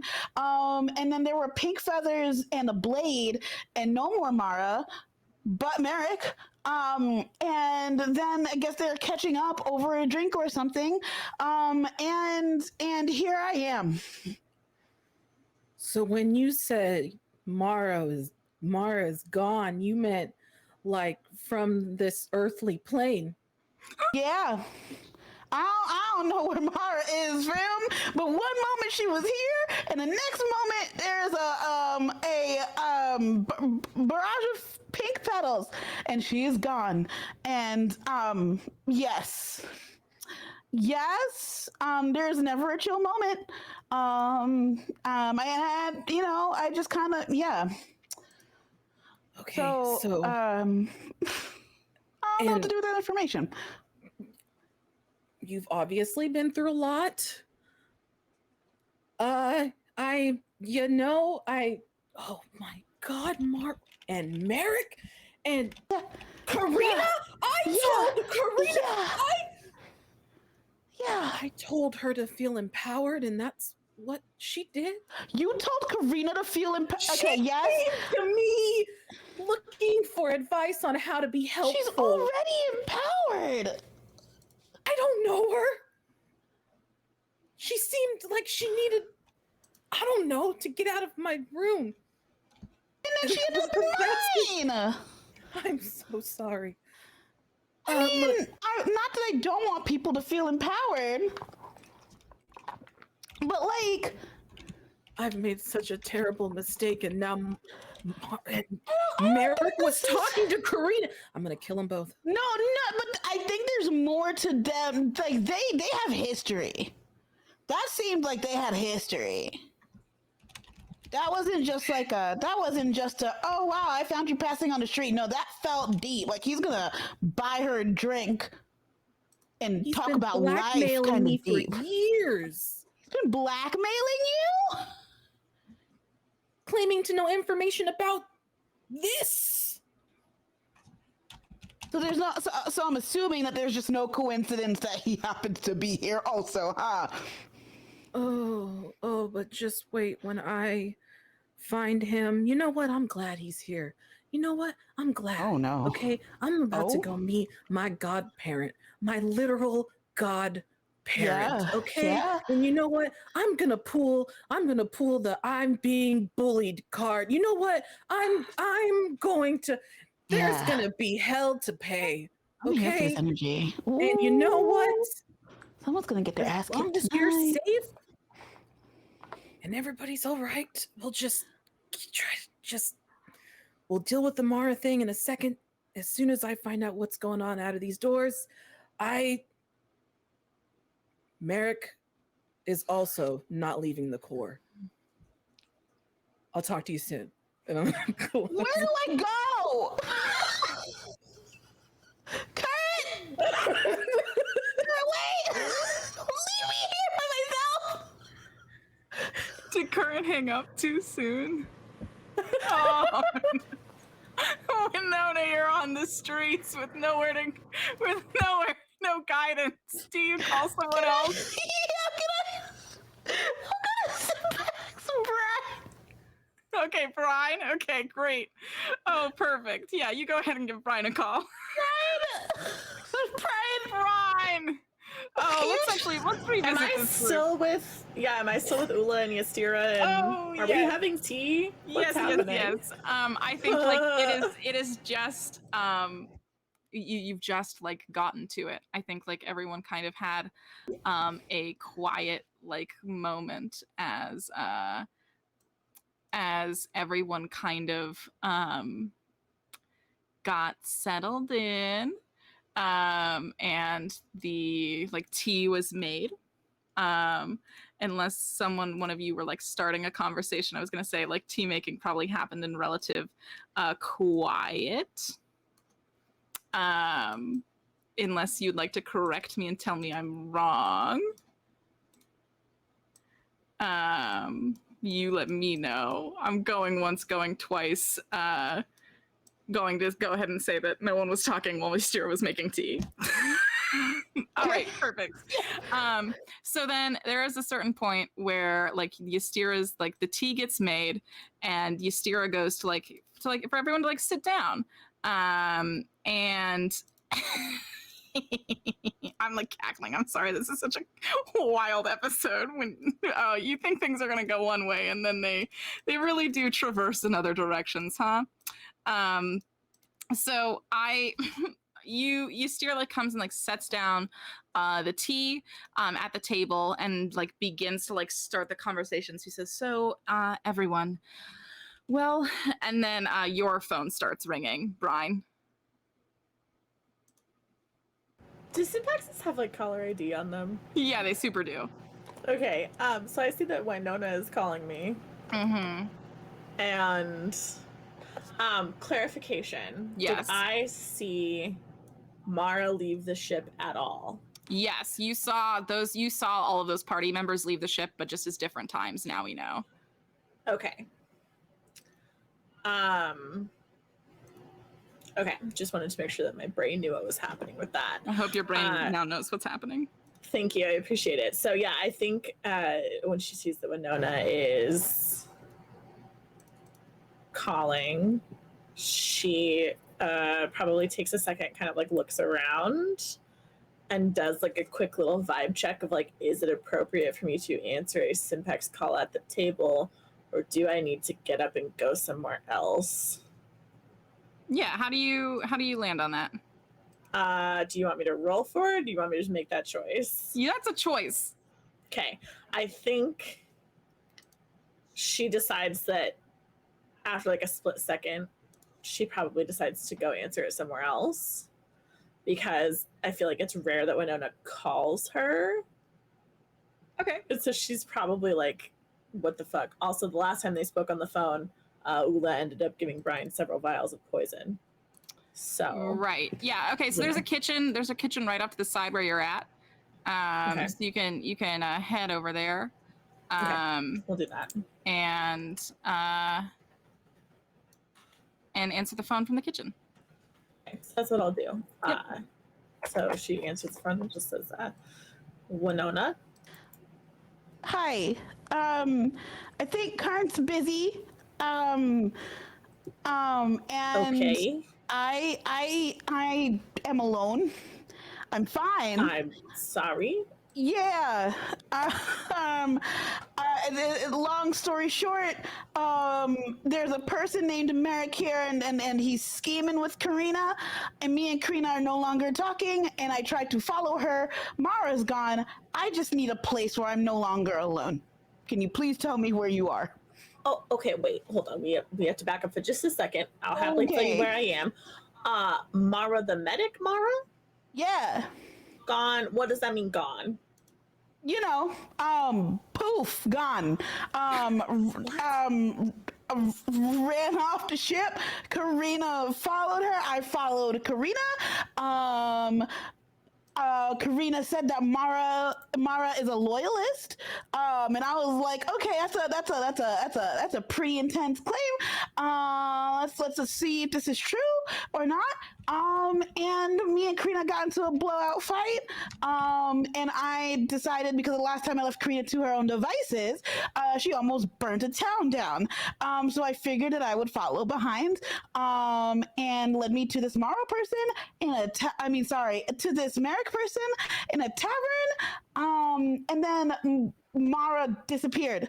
No more Mara with a pink blade and an array of flower petals. And Karina and him are going to catch up, and Merrick has a job for Karina. It seems kind of sketchy, and I am now just kind of here, a lone ranger. Don't want to be here anymore. This feels real sketch. I have my axe. I just don't feel like fighting anyone. please tell me where you are. Above game question. Does Brian know who Merrick is? Current, have we ever talked about that? I'm not responsible for remembering. I'm not asking you, I'm asking Lyrica. Okay. I think so. I think that I've talked about it with Gideon, with Winona, and with Brian, yeah. Okay. I think Brian when we were in Terrapine, yeah. Yeah. Okay. So Brian takes in all of this, everything that has happened that Winona just told her. And then she says, okay, I'm having tea. And then she'll tell Winona where she's having tea, which I, Sam, don't know because I don't have a single brain cell. Yeah, it's the dignitary wing of the palace. There we go. That's where we're at. It is the first thing that you stumble upon when you leave. Like if you head towards the horizon of the elemental plane of air, like that is the next thing that arrives. Okay, so it's pretty clear directions. We're in the dignitary wing. We're having tea. I'm pretty sure that a bunch of the party are going to talk to Monarch. Yeah, that's... We were not invited. Okay, I can understand why Current hung up on me then. Sick. Okay, cool. Yeah, Current was with the ones going to talk to... And not in a bad... Like, busy, well, flustered. It's a lot. Yeah, that wasn't rude. Huh? Right? Isn't that... If Current... What?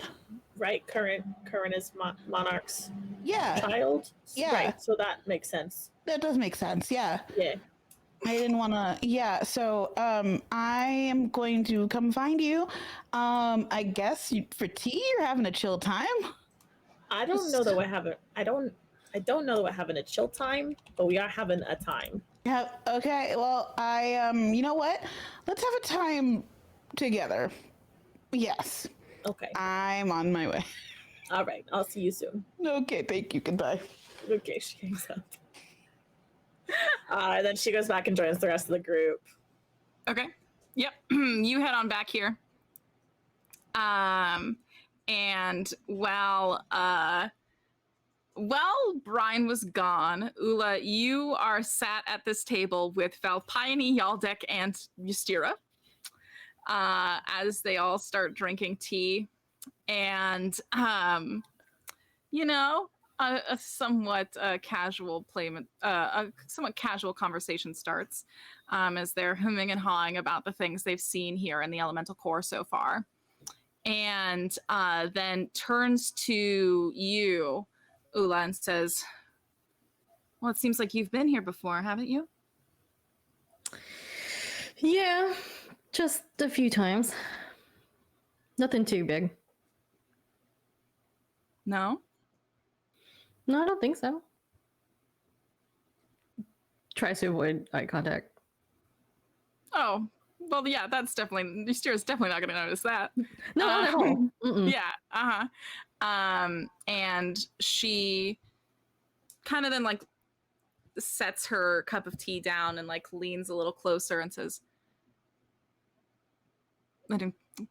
Pardon me for existing without pretense, but you and the Theobald seemed like you knew each other. Yeah. We just go way back. Right. And in your line of work, our line of work.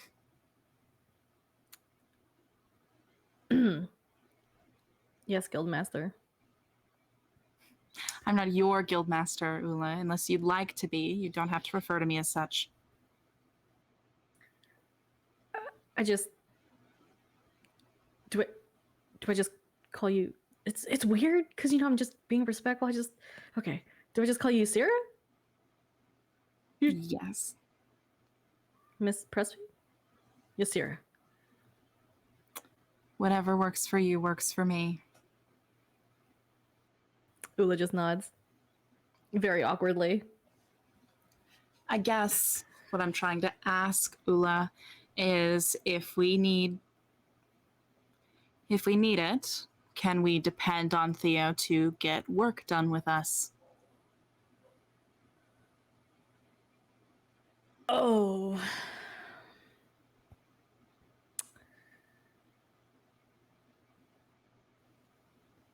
What?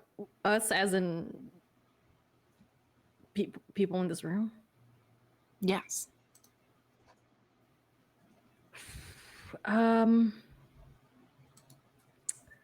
Possibly. Depending. And what Why? reservations are you holding? Oh boy, for many reasons. Um, Well, we're working together, and I'd like to be as knowledgeable as I can about a place that none of us are that familiar with. oh jeez, okay. No, he's pretty reliable. It's just, you know, politics. I'm pretty sure you all know about that. Ystir kind of nods in like a gentle concession of like, yeah, I'm probably more caught up than you are. And says, and where does he fall on that particular side of the conflict?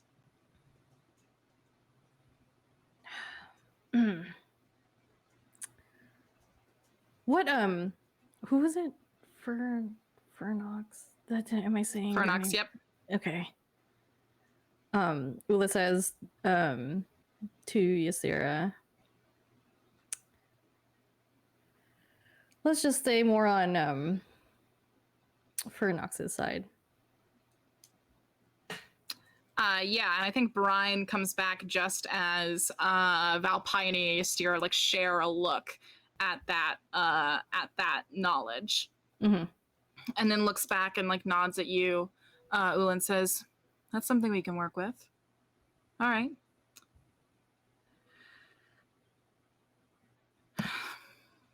Why? Is there something going on that I? Well, I think it's going to be the trend that the people who are here right now aren't often going to be in the room for most political happenings. We are playing support on a somewhat long-term basis as long as we're here in the core. So in doing what we can, as you have heard, the elemental plane of water has been frozen over. From our reports, we are almost 100% certain that it is a monster from the Stargaze Grimoire who caused this. Do I know that? Does Ula know what that is? Ula did not know that, and you're like, holy Yeah, shit, 'cause how did Ula's you've been eyes here just 5 went- minutes. Right, Yeah. and I'm just like, wait, I'm included in this? But anyways, this is like Ula's getting like fangirled. Like, oh wait, am I you're like included in the this? room. Yeah. Yeah, Mhm. it's wild. But anyways, Ula's Yeah, eyes I think just go Brian has a wide. moment like, wait, why is Ula in the room? I think that's also happening on the other end for sure. Mhm. I think she's honestly just like sitting across from Ystir at the table and just kind of looking at Ystir like, oh, okay. Yeah, perfect. Yeah, she's not looking at you a whole lot right now. So at that point, Ystira says,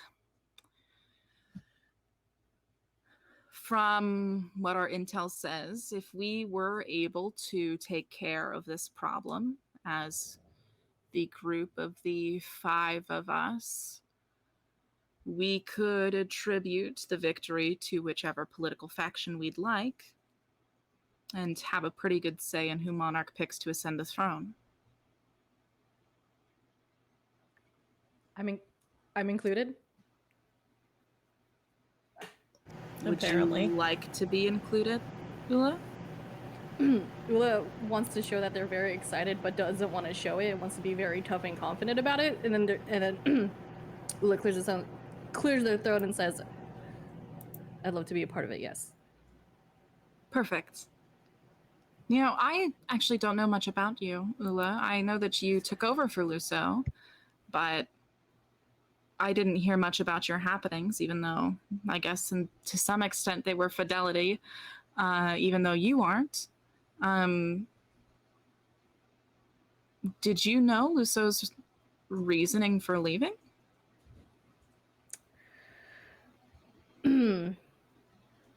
Honestly, not really. Unfortunately. Doesn't really share a lot. even though I am one of his successors, but So no warning, and he was just but gone. left you in charge. Interesting. Left me a note, and that's it. And what'd the note say? Shoot, I don't remember. It was Wasn't literally, it like you're it? Like yeah, you're it. Take care. You're like, it, don't take care. fuck Yeah, my yeah, shit yeah. up. Yeah, You're right, very exactly. little Okay. information. that's what I Mhm. relay the information to, and then I said, yeah, that's pretty much what he said. Like I'm to take over.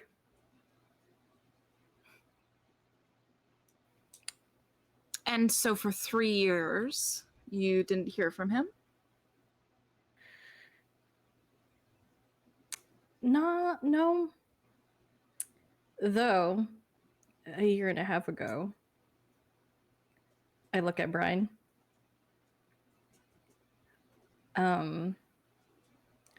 Someone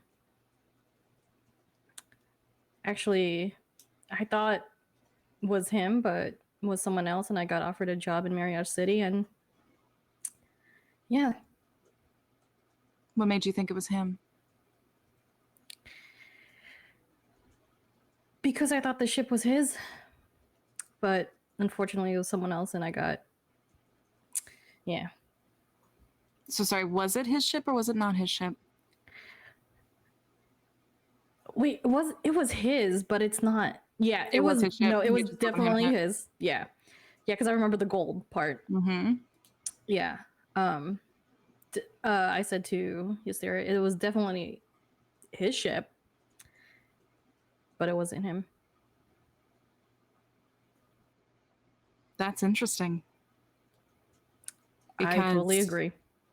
If you don't have the code word, you can't fly his ship. I nod. Correct. That's why I thought it was him. So that means it was someone working for him or with him. And I thought he went radio silence for 3 years. So you're telling me you received contact from someone who works for him during that midway point? Mm-hmm. Yeah, don't really know the whole story, honestly. Do you know who that was?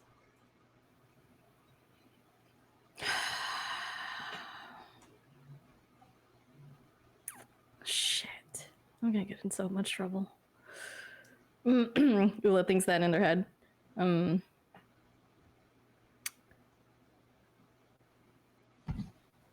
Ula. Oh shit. Not against Ystera, because Ystera's gonna know. Oh shit. Okay. I think Ula's gonna do this. Okay. Ula's gonna be like, honestly, I don't remember. Oh, well. So I am deceiving. Yeah, let's do that then. So let's Yeah, roll let's do it. an insight check for Ystera versus a deception check for you. Brian, are you wanting to get an insight check on that as well? Yeah. Yes, please. Yep. Ooh, baby. What'd you get, bestie? Wait, hold on. Let me find it. Where's my deception? I got found a it. whole Okay. 9. Let's go, Brian. Okay, let's see. I'm gonna roll right now. Okay, Yaldic doesn't know that you're lying. All Wait, right. did it not go through? Do I get advantage since I was there? I got a 19. You got a 19? Okay, I'm rolling Valpione now. Okay. I'm just doing everyone to get a temperature check. Valpione got an 18, but you got a 19. Correct. All right.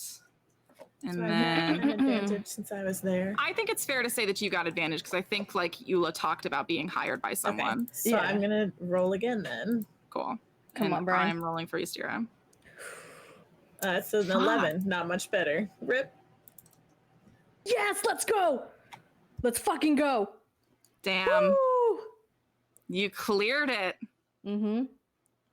All right.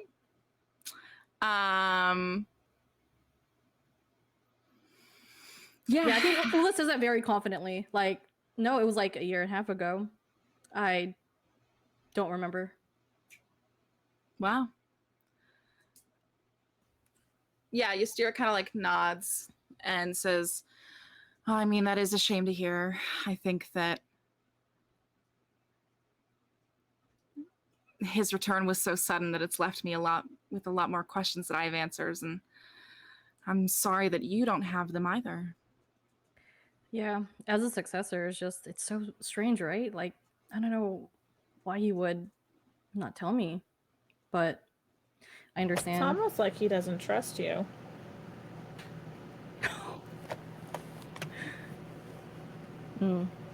Just saying, I probably wouldn't be working for somebody who didn't tell me something that important. Will it just stay silent? I mean, it's not that I disagree, Brian, but I also understand that loyalty is very important to some people. I understand why you're doing what you're doing, Brian. I just, as the new guildmaster of Fidelity, his return has left me with a lot of questions, and I'm sure that you have a lot of the same ones. So if you need someone as his guildmaster, you let me know if you need anything. Ula raises their eyebrows, like, oh. I nod my head like a little bow. Thank you. Ula doesn't really say thank you a lot, but they're genuinely saying thank you. Yeah, because saying thank you is a dangerous thing to do. Exactly. But in this moment, I felt like Ula was like, oh, someone has my back, I guess. Who's powerful. And I've always known about Ystira's history and what she's done, and, you know. So I'm very surprised that I have someone powerful on my side. So Ula just nods. And I think, Brian, you can see that like there's a little bit of like frustration like being held in Ystira's like pursed lips because she didn't get any sort of information that she wanted. She is like just as in the dark about what is currently Luso's like ambition as she was as before this conversation started. So you can see that she kind of like lets it go because she knows that she's done as much as she can. And then turns to the whole group and says, well, Ula, if you'd be confident in looping Theo in as sort of our on-the-ground guide, Valpione, you have a lead on where this monster might be. What was the name of it again? And Valpione says, oh, this is Isaril, the Frost Maiden. Does Ula know that? Like, is there a history check that I could? If either would like to, Okay.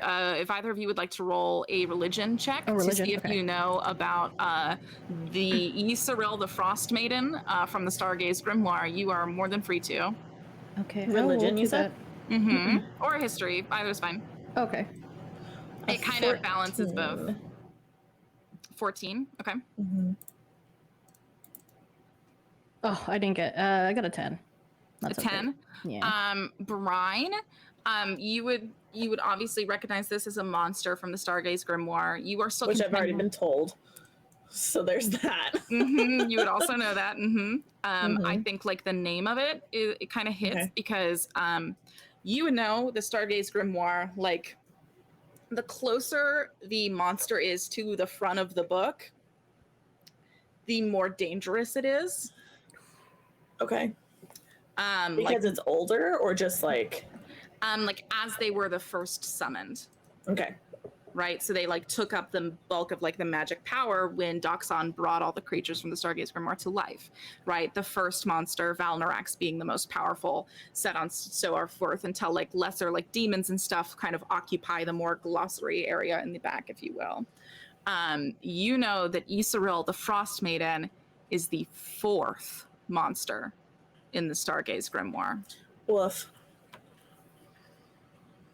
Yeah. That's terrifying. I think Brian does not outwardly react to this, but she does catch Ystira's eye and just kind of like arch her brow just the tiniest bit. I don't think that anybody else at the table would notice it. Yeah, I think that like Ystira just gives you kind of like a half, like open-handed kind of like, what else would you expect me to do right now? As like Valpine takes this moment to kind of perk up and go, yes, so this is Isaril is one of the more terrifying monsters of the Stargaze Grimoire. This I agree with, but I think that it is important for all of us to recognize that that as long as we have the solution, any problem can be solved. Many people go to fight monsters and do not take the time to stop and think about what this monster will be undone by. Right? Once you find, isolate, and really get to know an undoing while executing on it, it's quite simple. So we will make sure that we have this first, and by that I mean I have it, and then we will just get it done. If you have it, why don't you just share it with the rest of the class? Well, it will take a moment to prepare, and then I will certainly share with the class. But I think the most important thing, Brian, not for you to get so ahead of yourself, is that we must find Yisrael first. Are they not on the lake that they froze? No. Where is their whereabouts? That is what we are figuring out. There's no leads? No, nothing. Well, I think we were going to talk to your little friend and start there, and just take it from there. Sounds good. I will talk to Theo. I know how to kill monsters. I do not know how to traverse around the elemental core. Not one of my favorite places. You know how to kill... Okay.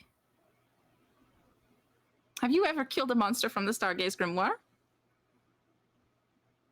Ula shakes their head. Well, Have you? Yes. Who? Oh, not any of the named ones there. No, just smaller demons. What do you have? You the small ones. Yes, I think I did a young dragonling a few years back. You know, small things. They add up over time. Can I insight check Valpine? You may. Can I also inside check Yes, Valpine, let's go, please? Sam. Let's fucking go. Fuck this. Let me inside check. It's a 15. Okay, hold on. Where's mine? Inside check. Oh, here it is. 14. Did any of you beat a 23? Fudge. Well, We tried. there Sam. you go. Yeah, Valpine, I think like she catches your like kind of like eyes narrowed, like trying to figure it out. And she just kind of like looks at you and like hardens her eyes. And there's just like a moment of like, oh, Valpine's terrifying. Great.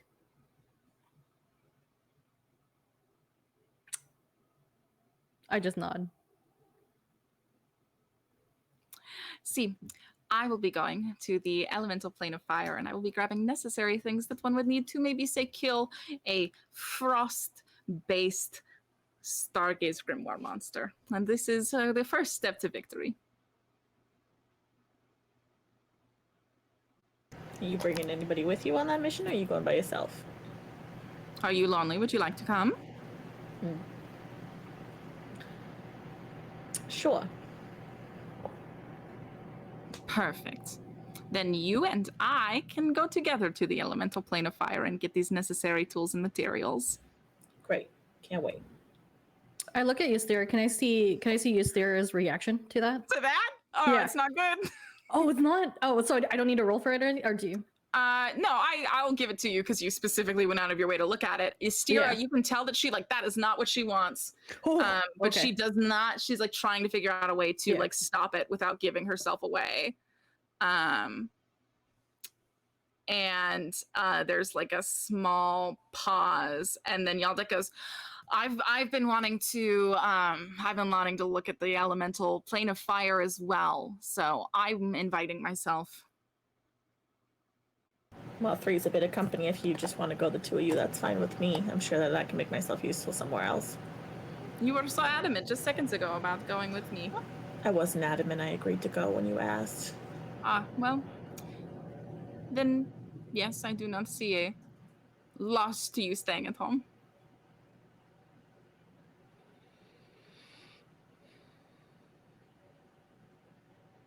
What else do we need to do to prepare for this monster hunt? And she looks at Ystira. I think it'd probably be best of us to get as many frost resistance potions as we can, as that's probably what we'll be fighting. I think discretion is going to be the name of the game here. If people find out it's us who did it, we don't get to attribute to the success of the rescue to whatever political faction we'd like, even if that does end up being just current or whoever we want to put on the throne. Or us if we see someone we don't like trying to take claim to it. All right, I can take care of that. I have infiltration expertise. Tell me about that. So starting at 9th level, I can unfailingly create false identities for myself. This is I've spent 7 days and 25 gold pieces to establish the history, profession, and affiliations for an identity. Can't establish an identity that belongs to someone else. For example, I might acquire the appropriate clothing, letters of introduction, and official-looking certification to establish myself as a member of a trading house from a remote city so I can insinuate myself into the company of other wealthy merchants. Thereafter, if I adopt the new identity as disguise, other creatures believe me to be that person until I have given them an obvious reason not to. Okay. Um, Did you start preparing that on the ship right over? I think she probably did. So I think before Brian goes anywhere new, she starts preparing like potential identities that she can take on. Okay. So yeah. All right. I think that's something that she probably has in her back pocket. And then, so Ystira turns to you, Ula, and says, so do you think that you can get in contact with Theo and we'd be good to head out for a location mission tonight? Yeah, definitely. I'll probably seek out to him after this meeting, actually. Perfect. Then... Oh, where should I report to you, Miss Pressfield? I'll stay here. Everyone else can go do what they're meant to. I will make sure that things socially are heading out smoothly here and help Current and Gideon if they get back and need any help.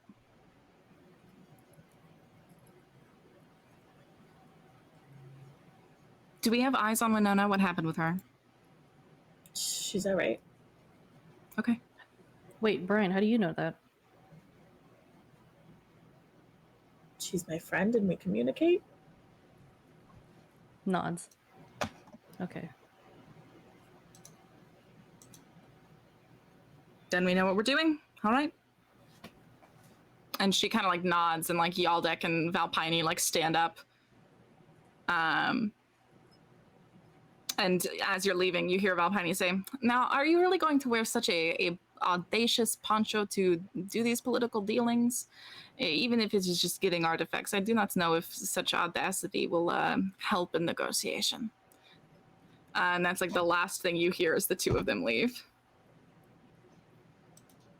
Brian is going to just kind of sit back in her chair a little bit and say, I have some business to take care of here before I go track down potions. But I'll have them. Don't worry about it.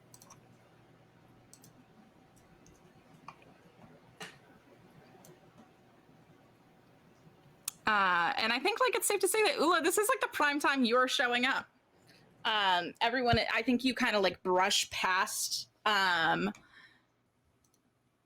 Yaldek and Valpine as they leave, and you make your way into the dignitary hall. The same amount of beauty, the fish swimming underneath your feet as you enter, and come to eventually you kind of have to like stumble around the hallways in a bit of confusion, but you do eventually find your way to the very back in the kitchens where Ystira and Brine and Ula are standing.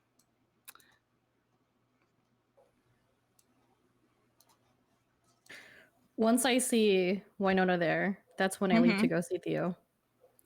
Okay. Do you just, I guess, I mean, there is you can head out through the kitchen door if you'd like. If you want to just like see her coming through the door and then head out through the other door, you are free to do exactly that, Ula. Yes, I will do exactly that. Would you like me to roll me a performance check so I can see how subtle you make it? Does Brian know that something happened with y'all?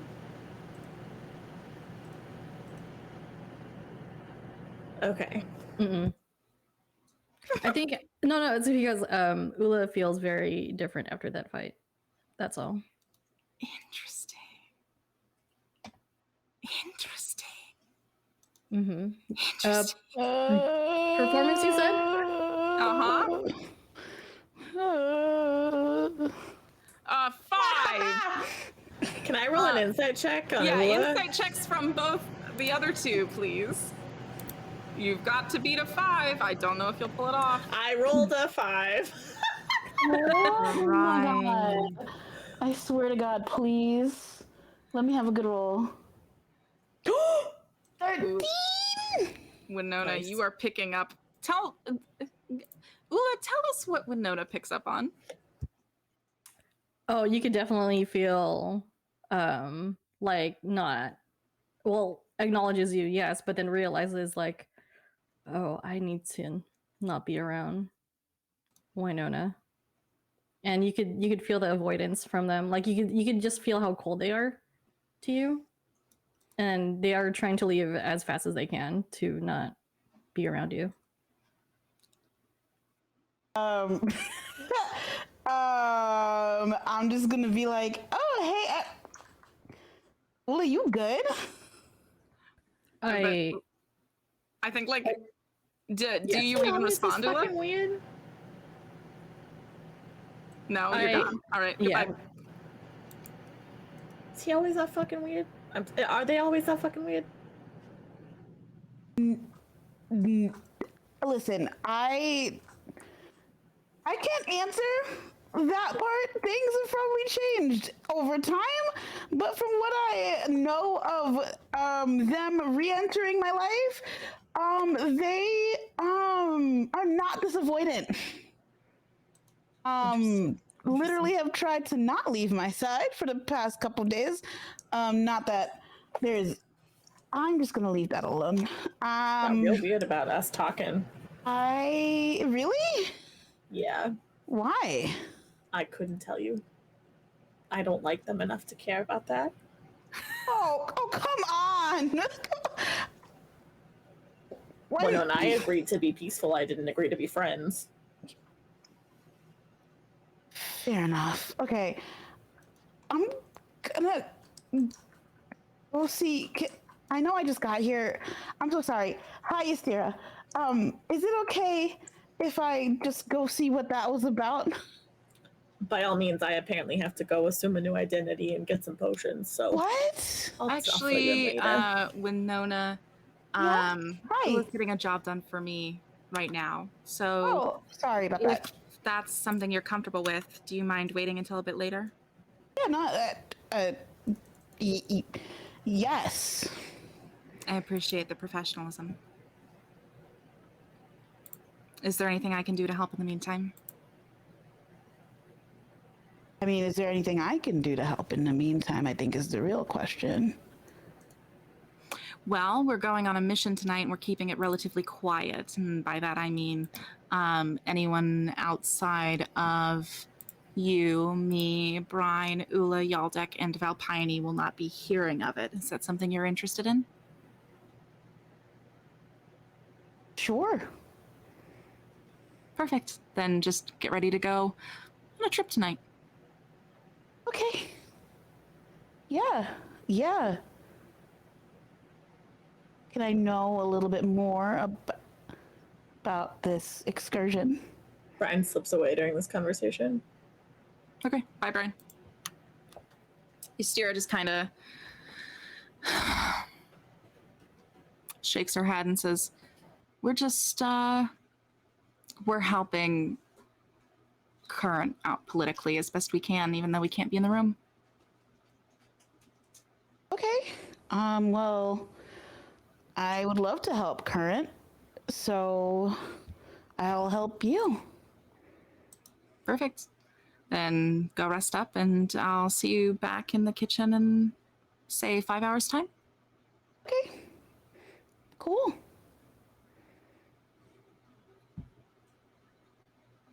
I'm gonna go away now, I guess. So.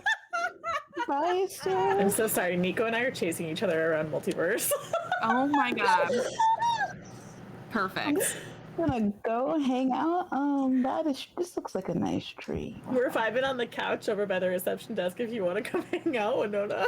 I mean, if I'm Wow. allowed to. Ula. Oh my gosh. You all are.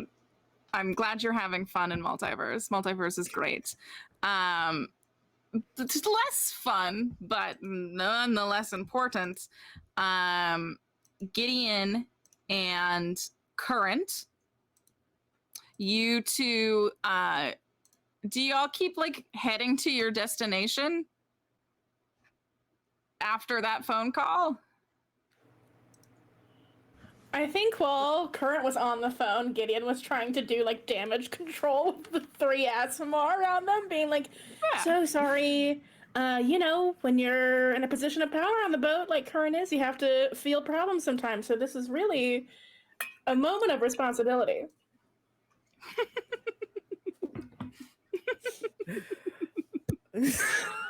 Thea's like, Yes.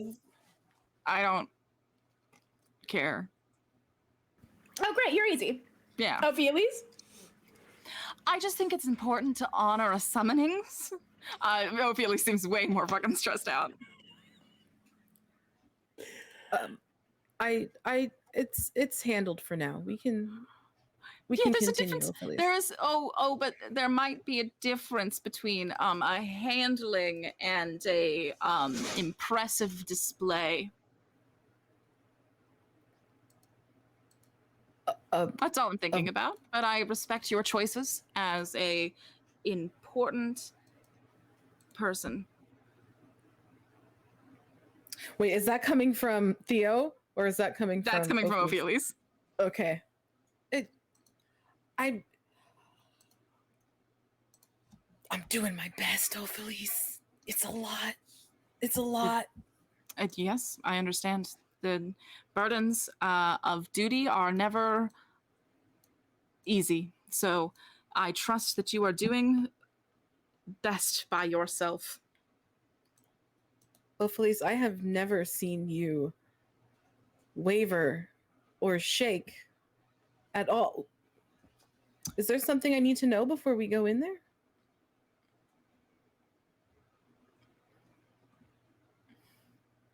I am just very anticipatory of finding out the next course of action. And I'm excited for guidance. I understand that it's been a long time for you. Too long. I'm ready now. Wherever we need to go, I'm ready. Yeah, so y'all finish the walk and end up outside of this like crystalline throne room. At that point, Theo comes to a stop and turns back to all of you and says, well, I'm gonna head off with Mara. We're gonna go visit the Legion, get them introduced to everybody, and Ophelius is gonna head inside with all of you. And then I will be right back out here when you're done.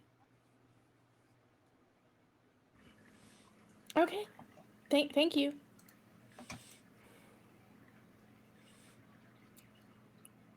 I think Current at that point checked out completely, and is just sort of playing with the beads on the bracelet that they put on before they came into the core. Is the bracelet doing anything by any chance? Roll an Arcana check. Okay.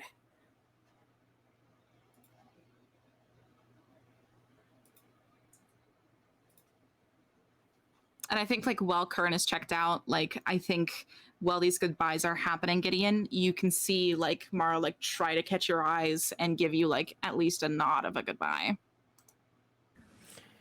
Yeah, I think Gideon returns the same. Because is Mara being taken away now to go? Okay, I didn't catch it. Yeah. I think Gideon looks kind of like upset Mara's leaving, but is trying to not make it a scene right now, obviously. Right.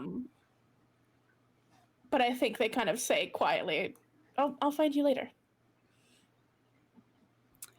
Yeah. They couldn't. Yeah. No, I'm sure it'll be fine. Be safe. Have fun with your ASMR training. If it gets bad, let me know and I'll try to get you out of it. We'll see. Current, the beads are storming. Flashes of lightning kicking up. And I think I'm just like completely just mesmerized and looking at that. And for some strange reason that Current can't shake, they can only remember feeling this way one other time. And it was the first time that they thought that they lost Misha. Mm-hmm. And it's just this very encumbering feeling of just, I'm small and I'm alone. And I don't know what happens next. And I'm kind of just caught in that.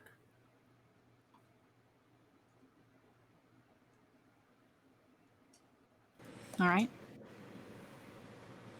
I think as they head in, after saying bye tomorrow, Gideon just puts like a hand on Current's back. Just kind of like at some point has a reassuring hand on them, wherever they are in the situation. And kind of looks down at Current and goes, "You ready?"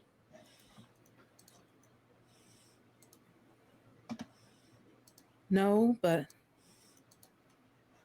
this is what I wanted, right? This is all I've wanted for so long.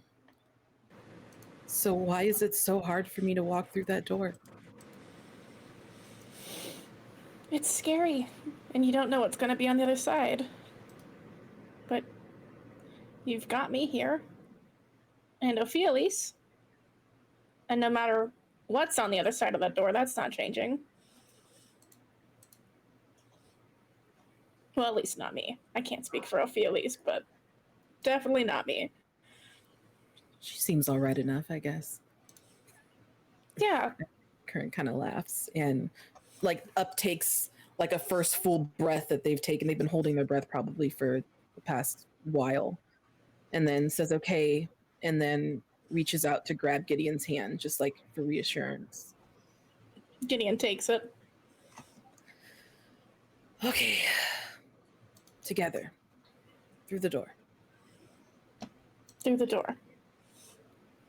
You head through the door and into the most beautiful thing you've ever seen.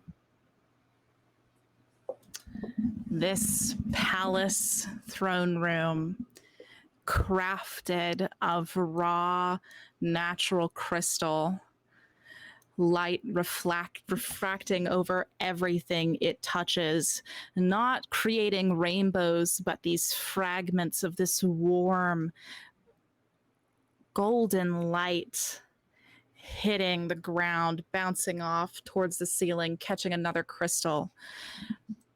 The beauty of each and every corner of this room reflecting on each other, to several crystalline steps leading up at the end of this hallway to a massive throne. And atop of it,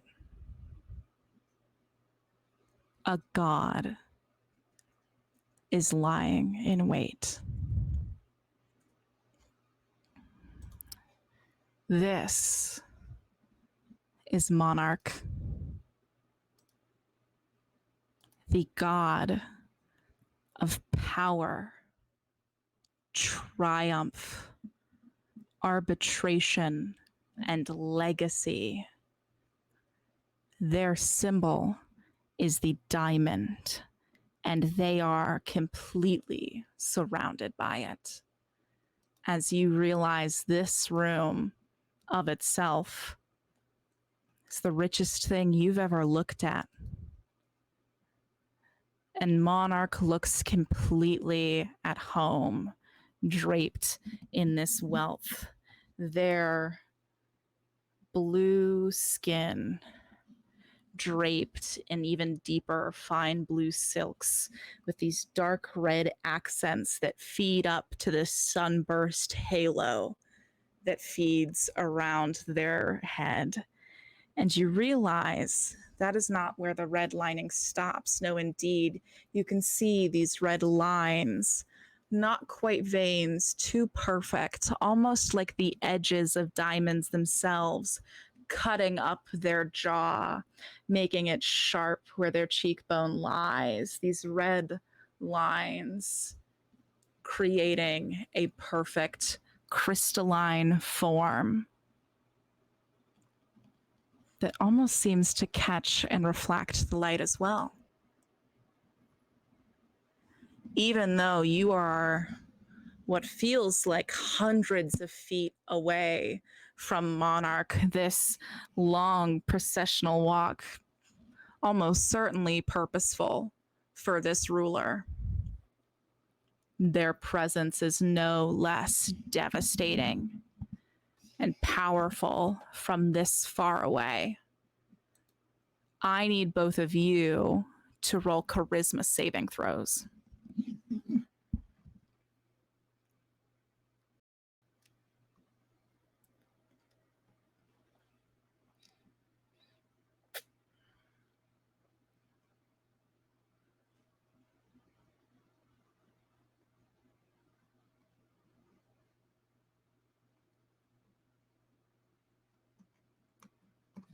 A 22. I got a 22. Gideon, Yeehaw. great job. With a 12, Current, this this power is striking. This power for you feels absolute. I think that it is the same amount of complete belief in authority that you held for the Arcanon as a kid, before that was like shattered and taken from you with the ugly truths of the world. This feels not too good to be true. Good enough to be godly. Perfect.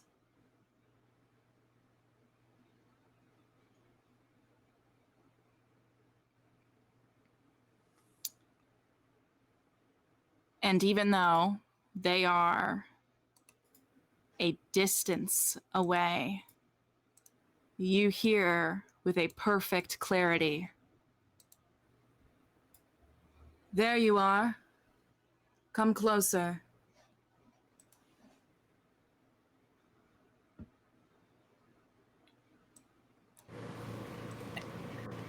Current? It's that voice. It's the same one I heard with Ophilis back in the temple. Yeah. I can walk with you. I'd like All that. three of you approach. Okay. Whenever you're ready, Current. I think it does take Current a few more seconds to really like mentally convince themselves to take that first step. And then after that first step, it kind of seems automatic.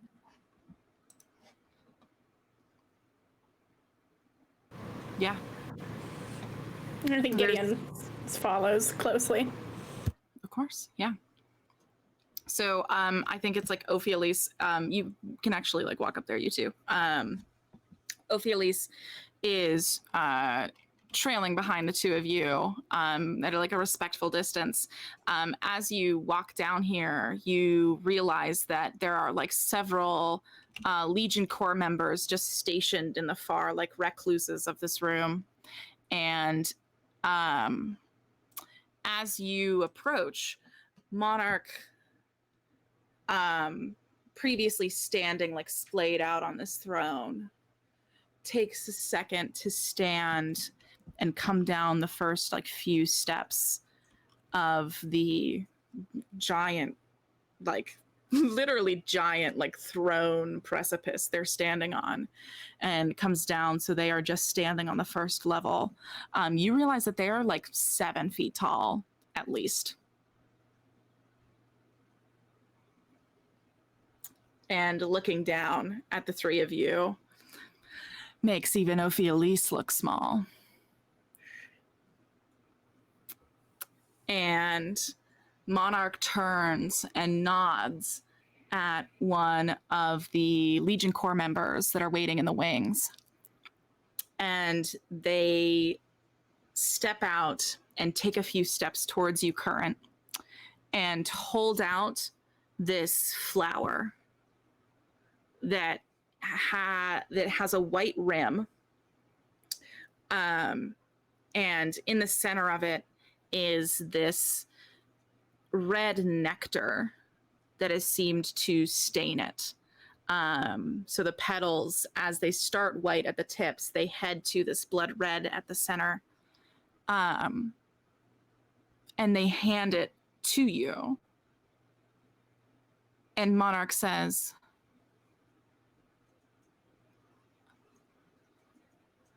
I hope you don't mind. I'd like to confirm it's really you. Take a drink.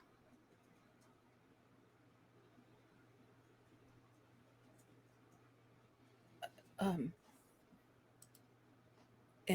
if this flower decides that it's not really me, That would not make you my enemy. sure. Absolutely. Current's gonna take it and hold it and look at it for a second. Take a deep breath. Look at Gideon. And then drink it.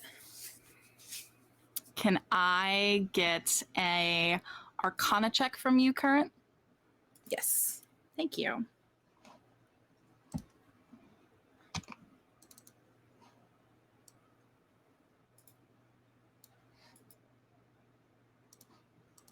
It's a nat 20. 22. You feel the strength of this, you now realize to be divine flower that you have drinking from, embolden and empower you in this moment. And you feel still completely in control of yourself as Gideon Osmond. You watch as Current drinks this. The second it touches her throat, you watch every vein in her skin, starting at her throat and then echoing throughout her whole body like a lightning strike, light the same shade of red that is glowing from Monarch's veins. And the sky of this palace chamber thunders. Gideon grins at Monarch. Just open grin.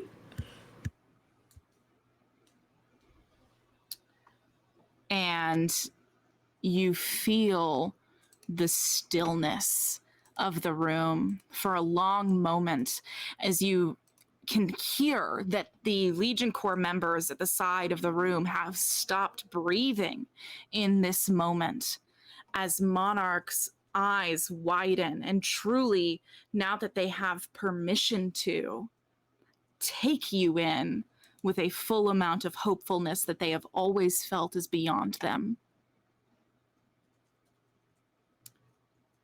Current. You watch as Monarch's eyes widen. They take the final step off the pedestal to come stand in front of you and drop to their knees.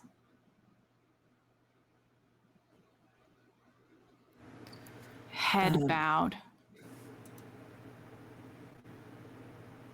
and choked from their lips, you hear, "I'm so sorry."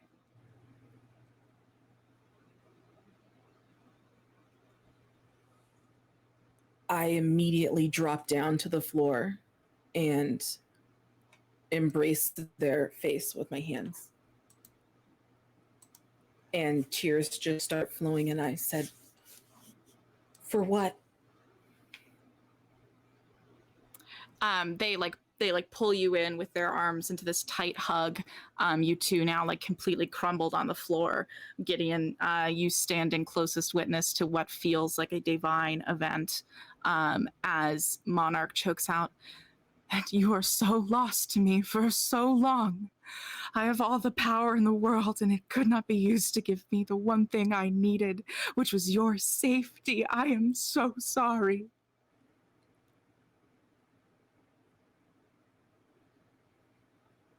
I thought you were dead. They told me it wasn't your fault, and it wasn't my fault. We were kept from each other. And all this time you never lost hope. Don't you dare be sorry for that. And I'm gonna take the bracelet off of my hand, of my arm, and take Monarch's hand up and put the bracelet in their hand.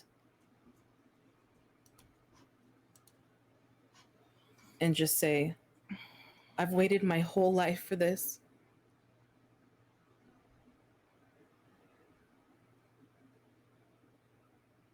I've been waiting my entire life to say that I'm home and that I love you."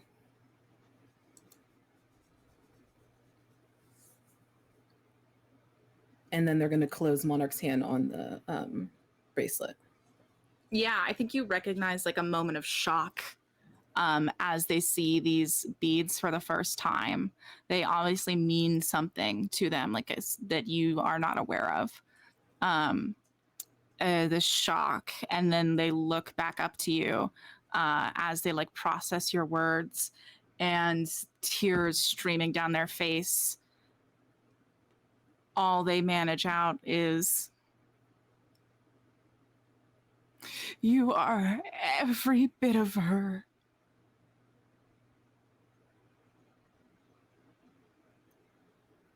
And I think like it kind of half registers for Current. Her.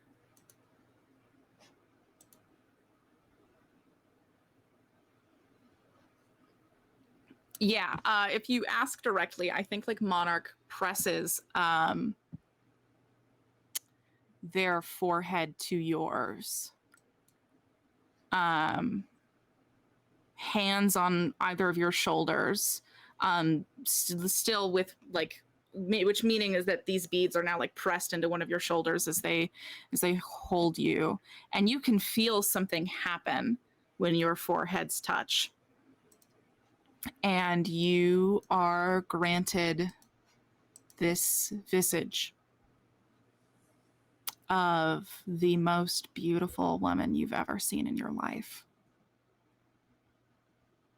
This Genasi, you can't quite tell if she's a water Genasi or an air Genasi, but she is captivating, with hair that reaches her knees and a stunning resemblance to Zephyr.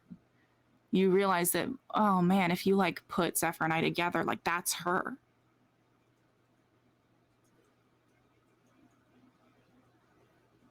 And through this shared image, you realize that like Monarch is trying to show you something that is even too painful for them to talk about.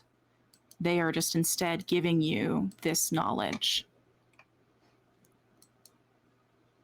This is her. This is River.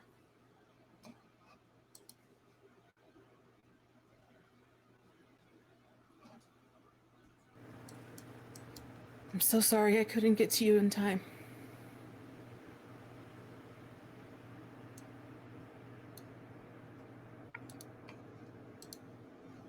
She's beautiful.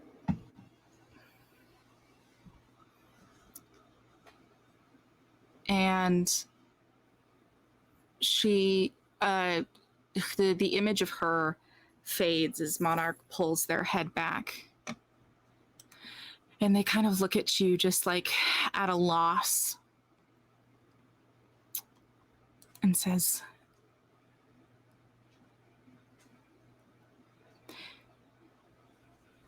there is so much I have to fill you in on. My dear girl. All of that is too heavy for one soul at once. Let us take it a step at a time. You are still mortal.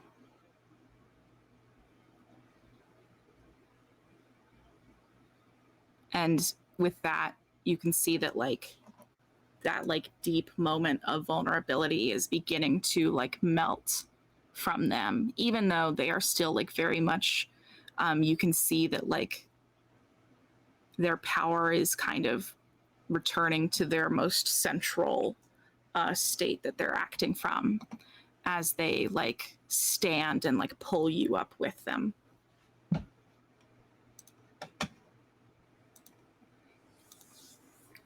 And I think maybe Current catches onto that a little bit and, start wiping my eyes and stand up and look at Monarch and say, what comes next? You had me bring Gideon along. If you didn't know, this is Gideon, my best friend. So, Monarch's head turns to Gideon, and there is a dramatic, if not severe, change in energy. What?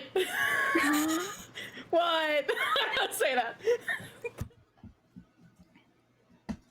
And they take a step closer to you, coming to straight up loom over you, I think is a fair way to say that.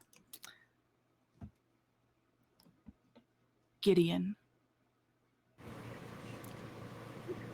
Monarch. Gideon bows their head respectfully. You are following my daughter. I would follow her anywhere, of course.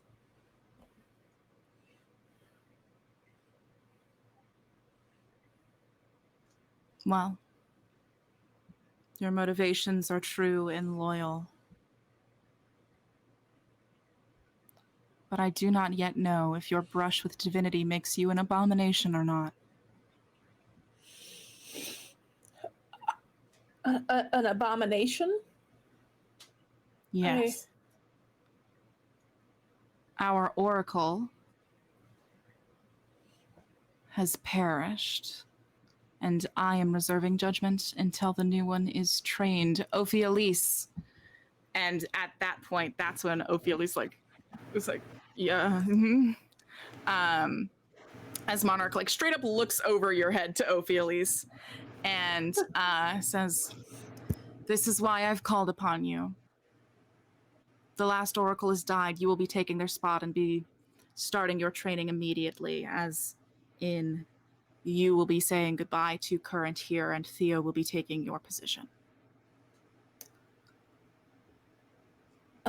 Monarch, Yes, Kurt.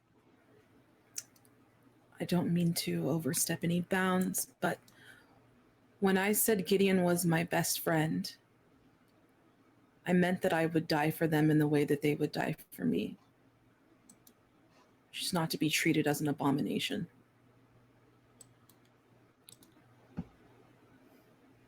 Of course.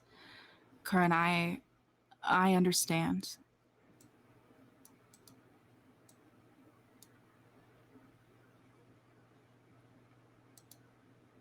Power, especially magic power,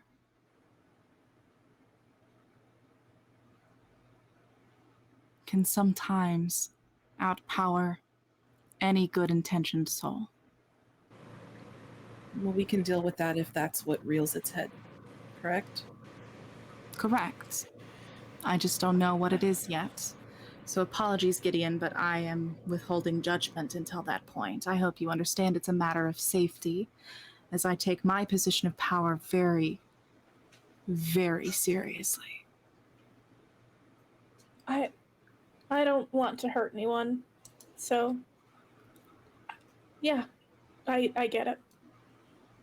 But Gideon, Yes, I thank think you. it's important that everybody here gets that you, along with our party, have been the only family I've ever known.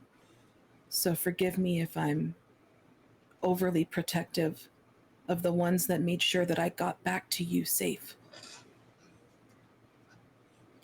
And if you are the one who did that, Gideon, then I truly owe you my life. And I will see it that I help you contend with your situation as an honorable outcome as I can, even if that means peacefully decoupling you from your power or figuring out ways for you to best use it. Okay. Yeah, if taking it away is the best thing, then we'll do that. But for now, thank you, Current. Gideon just kind of nervously smiles over at Current, trying to be on their best behavior and not say too much. Current, I have a question for you. Of course. Why have you come home? Well, to be honest, I didn't know that this was home until we found Ophelis. And I suppose it was just as much needing to find answers as it was Ophelis insisting that we need to be back here.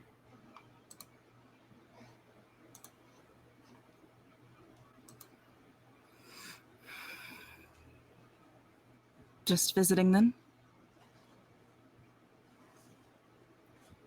I mean, that was the plan. How long that is, I can't tell you. I mean, the last place we visited was... We were there for quite some time. I'm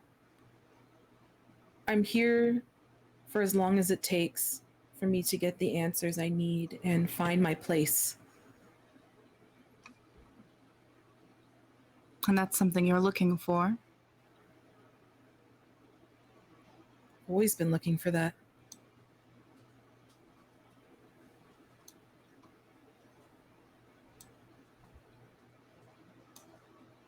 I've spent my whole life looking for that. For you, for this place I didn't know existed.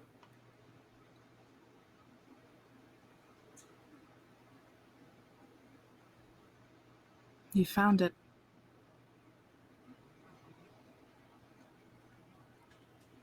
I can't say that I would have without the people you see around me, though.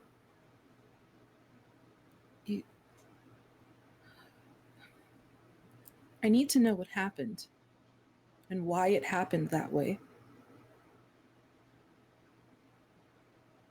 Of what do you speak? How did I end up in Kurthis? How did I end up with the person that I came to know as my father? I heard the screaming when Ophelis plunged my hands into that water, something happened. You were exposed to the collective memory of the Legion Corps in that moment. The cries that you heard were my own the night that I discovered that you had been taken from me.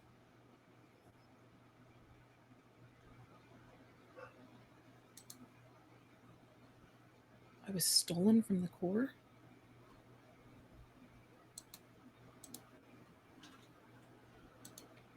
Yes. From me. And I've never brought that person to justice. Do we know anything about that person? Do we...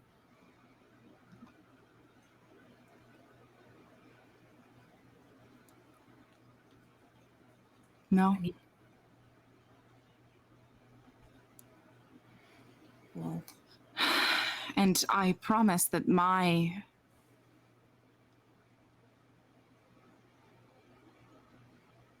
that justice for that act will happen. I swear by it.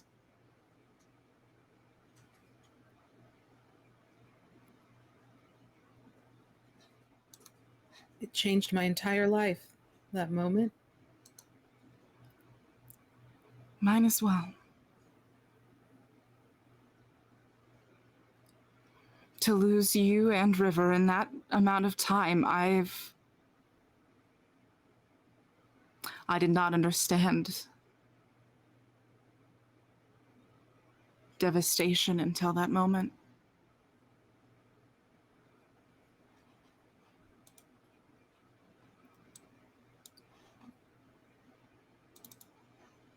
I was told, like I said before, that my parents had died, and I didn't know why I couldn't believe that. But I knew it wasn't true.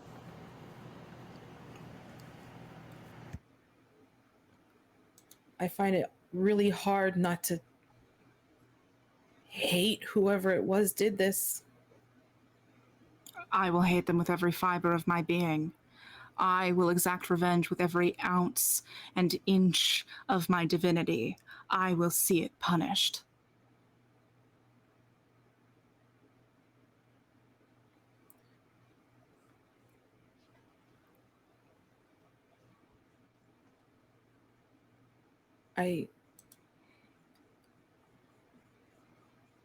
Coming here,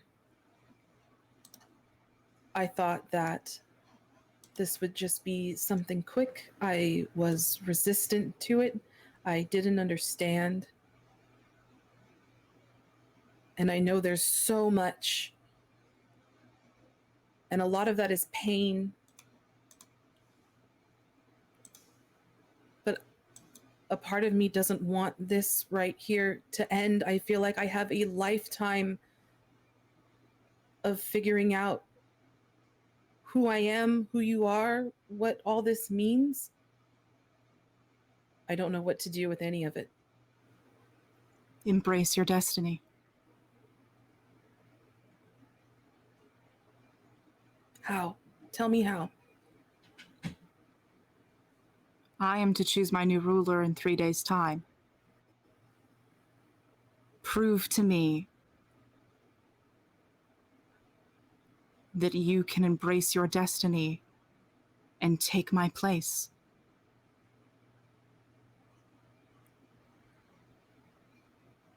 You're asking if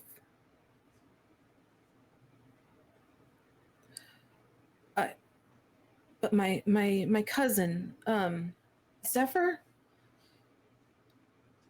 I mean, Zephyr's been in the Corps her whole life, right? What? Which is why she would make a wonderful hand to you. I will not give it to you, Current. You would have to prove it.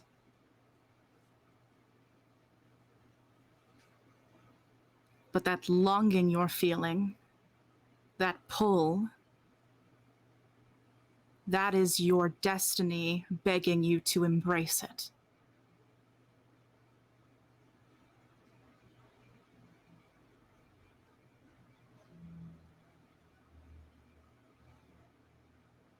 And I want that. But it's not the only thing I want. And What else do you wish for? My daughter, I will give it to you. there's been a lot that's happened. The reason why we left Kurthus, this prophecy, I want to find my place just as much as I want my friends and loved ones to figure out where they belong in all of this too. I want that, and I know that I don't want to lose them, and I know that I don't want to lose this, and I know that I can't lose you again.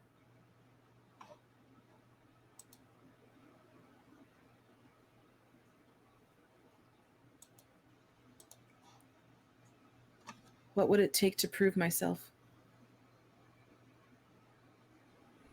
I have made it clear to the other two potential heirs.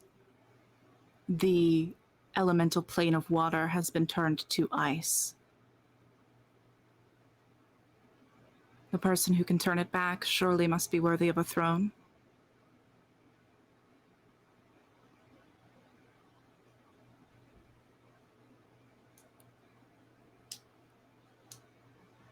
To unfreeze. And it's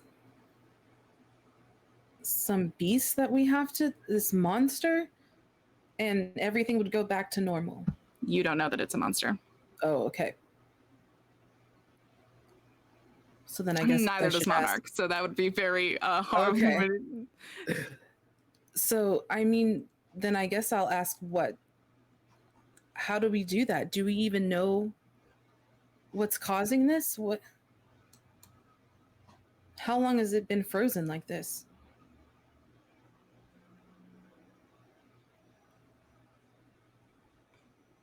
I don't think I'll help you. If there are problems of your own you need help with, ask for it. You will have it. But when it comes to matters of embracing your destiny and your power, I will not hand that to you. I wasn't asking you to hand it to me. I was asking for guidance, not as a ruler or as a god, but as my parent.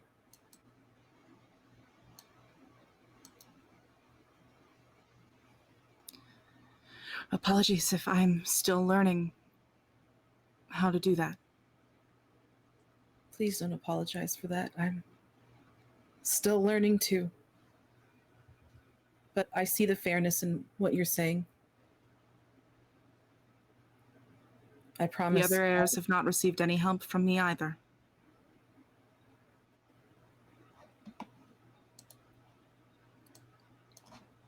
I'll do everything I can. I'll fix it.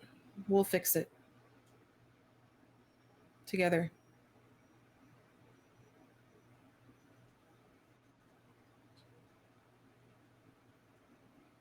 If you can do that, your destiny is yours.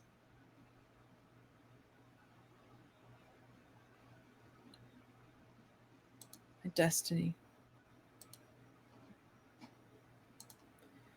You know, the entire time over here, I've been having people talk about my destiny and Opheles telling me how important it was to embrace this, and I think I will. I'll make you proud. And what say you, Gideon? Are you ready to follow my daughter on that path? Like I said, anywhere. I don't think Current needs your help, or anyone's, to do this, but she'll have mine.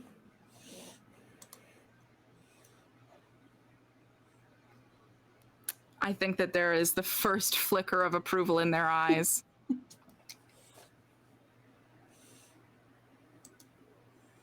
Right then. And I do not wish to pry into the life you lived before you got here.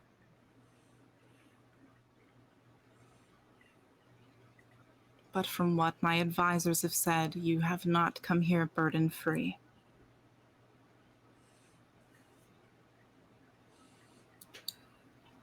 I have to say that's extremely accurate. Which burden exactly?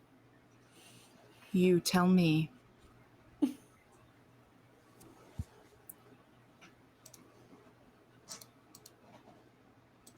Well, now I kind of feel like a kid that's about to tell their parent about something that this is bringing back a lot of Kurthus memories. Um, would it be the one where I potentially have joined an assassin's guild on the way over here before finding out that I was yours? What? Oh, you didn't know that one? Oh, I thought that's what they were talking about, Gideon. sorry. I just thought they were said to. Do they know you like to gamble? No. Okay. Oh, no, Liz.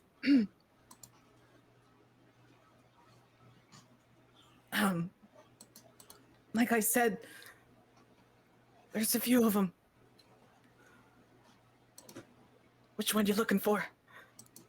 I'm an open book. That's enough. I'm asking if you need help with any of them. I did not. I want to respect your autonomy. I'm learning too. Is that what that tattoo is? Yeah, maybe. I mean, but it's like it's I'm sorry, really do you well find done. yourself pledged to an authority? Yeah, kind of. I mean, we kind of Who tried is to this authority? kill the Who guild would master deign to say was... that they have anything to say Oh, about no, what no. my daughter's actions are? No. See, it's not like that. They pretty much kind of let us do what we want. It's real laxed. You just have to be an assassin. Or pirate captain. Or a pirate captain, that's You right. And You get to see, pick. Neither And profession is one of honor. but the good thing that came out of it, see, here, listen, this is like my track record of good deeds. See, I came in and I realized that the leader was actually a jerk. And so we overthrew them. Okay. That is I feel like- perfectly respectable. Yeah, I feel like Current's downplaying. So now you are the one who is in power in this guild. No, I took a back seat to that and let the 3 other heirs that were already there, since they know the ropes and they were the heirs anyway. So since I you had- are not in charge of it, you are fine to leave it. Well, I mean, I don't know that I'd have to leave it. They don't make me do anything, really. Well, they would make you consider yourself either a pirate captain or assassin, neither of which my daughter is. So I don't see a world in which you would need to be part of it. I'm sorry, but given the circumstances, there's an awful lot that you don't know about your daughter. And I'm happy to share that all with you, every bit of it. But we're going to have to, kind of meet each other halfway on some of this, because I've had a lot of years to figure out. I'm more life is content like. to meet you halfway. I think the tattoo is perfectly fine, whether or not you are within the Assassin's Guild, with which you technically have an authority figure or not. It's truly the fact that you pledge your loyalty to someone who, current, if I'm being completely frank, has a fraction of the power or authority that you are truly meant for. I mean, it was before I found out about me. But I mean, we kind of all work together. It's like a mutual respect kind of thing. I don't think any of them would impose anything on me that I didn't agree to. Yes, I but mean, one of our guild masters, they asked what did I need and what did I want before coming here, and I think we should maybe give him a chance. an authority providing for the people they lead strikes me as nothing but the bare minimum to maintain control. Current, forgive me for not being impressed. There are facets, if we are meeting each other halfway, of your past you will need to leave behind.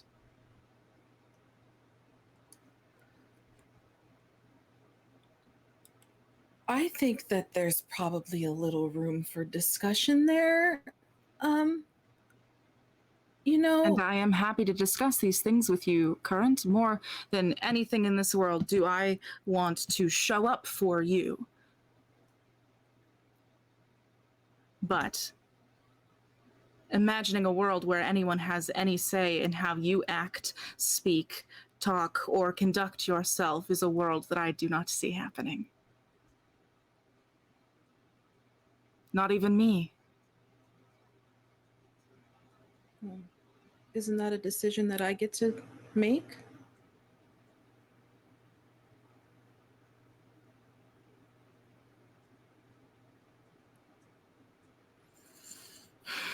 I suppose.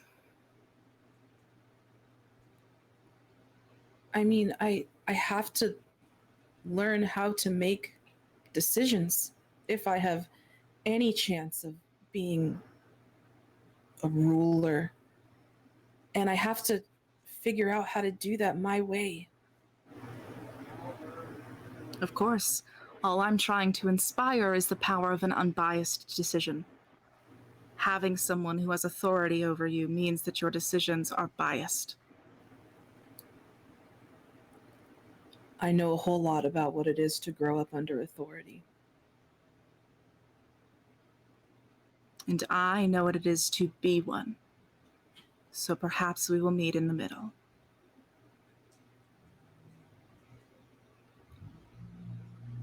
I think we can do that in time. And I'm here for as much of the time that it We don't takes. have long. I will be leaving in 3 days.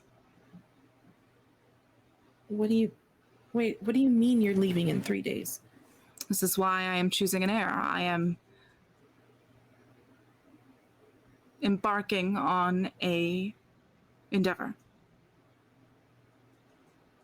Wait a minute. Wait. So we've just been through literal hell to get here. I've had my life turned upside down. All of my friends, we watched our closest friend and lover to some die. I find out that there's a god that's not only related to me, but my parent, and I need to get there now. And you're telling me that you've waited for this for so, and you're leaving? You're leaving. So what is this? You're just trying to find the best possible person to take your place and you're gone? Just gone? Most believe your mother to be dead. I am not one of those people. I am going to find her. No, I'm coming with you. You are not. Ideally, am. you would stay and rule in my stead. You want me to I cannot stay here. My mother. You can't just leave me here. Why not? Because I've spent my whole life just being left. And you're here now. Of course. Why? Because you're my parent. You can't just leave me. I need you. I've always needed you. Both of you.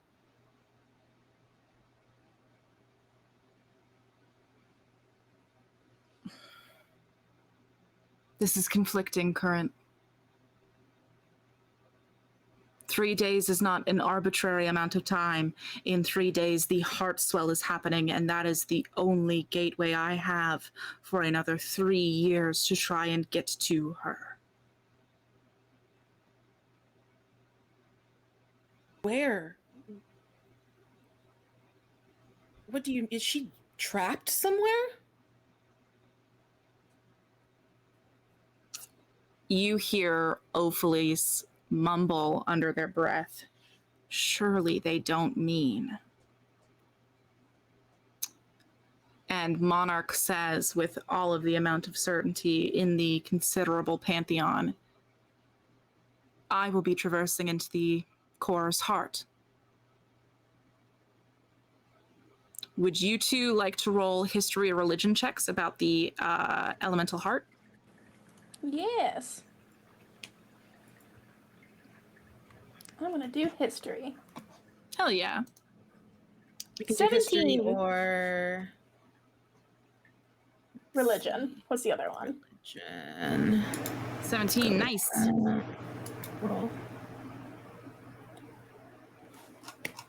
19. 19. All right, you two did great. I think you were in this class together. You would recognize that the heart of the core, it represents a few things in the overarching fable of Acrimon. So a few of those facets, because you guys both did so well, I'll walk through them all for you. The first and foremost of which is this is the heart of magic, which is why the elemental planes are so close to it. In that it is raw magic, which means that it is incredibly dangerous. When people say that the planet was birthed, the heart came first. And then the 2 moons, and then everything else like came after it. The second thing you would know is that in terms of the Apotheon sisters, they were known to recycle mortal souls, right? So that they would start new life. This is the primary belief cycle of most followers of religion, that a soul will die. It will be like reaped and harvested by the Apotheon sisters and like cleansed and given new breath in a form of a reincarnation cycle. The elemental core is to be believed where these souls who are beyond any state of repair are banished to. So when someone says, "May the heart take you," it means that they believe you to be completely irredeemable.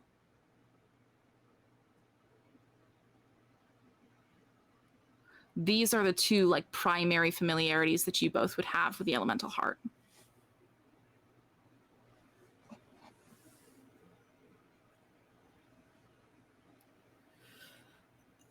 The heart, why would she be there?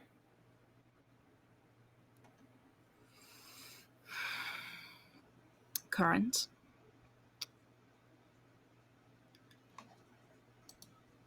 Your mother was a brilliant woman. Throughout the time I knew her, she pledged the path of Ascentima, which means that a Genasi was going through the trials to become an Aasimar, part of the Legion Corps. That was when we met. That was when we fell in love. She did wonderfully, without an ounce of my help. She was set to become an oracle.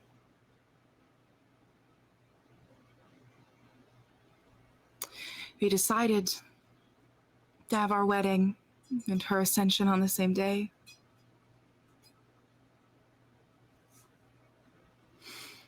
And the night before, she had one request. That I take her somewhere only I can go. as the protector of the heart,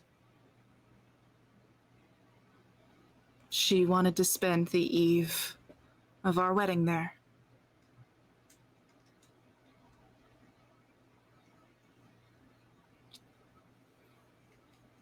Do you know, traditionally, current? And then, like, is taken back from, like, this very, like, emotional thing they're trying to explain as they look at you and realize that they are now going to have a massive parenting hurdle in this moment. Do you know how Janazi come to be in this world?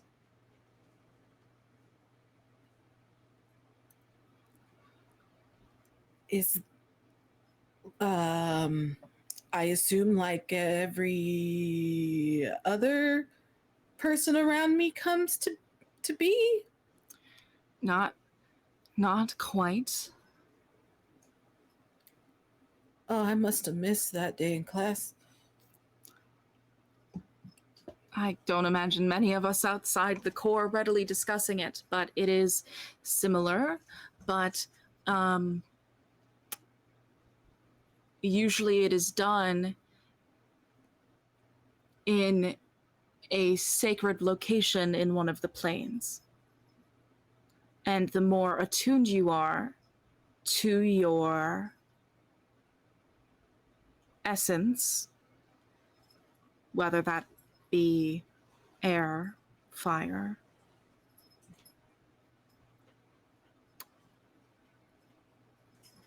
the more likely it is that you get a child. It is a gift given by the elements themselves.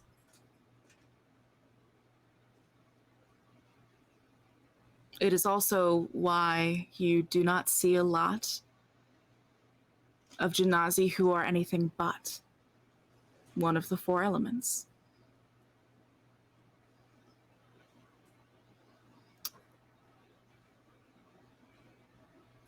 River asked that we spend a night at the heart, and we did.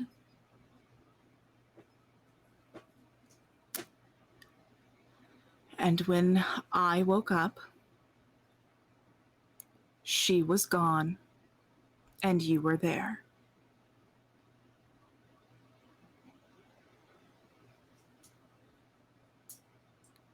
Gone? What do you... Gone? Like what does that... I mean, what does that mean, gone? I don't have more answers for you than that, Current. I wish I did. I am going to seek them. You mentioned that you were the only one that could go there, but you took her. You took my mother there. You can take me there. I'm part of you. I repeat my mistakes twice? No, I'm not the same. I can do it.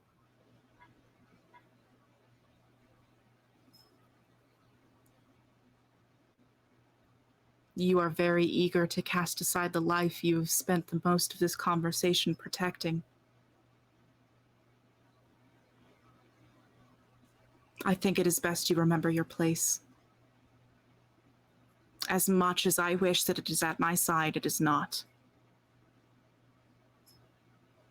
You don't get to decide that. You said that nobody should be making decisions over me, not even you.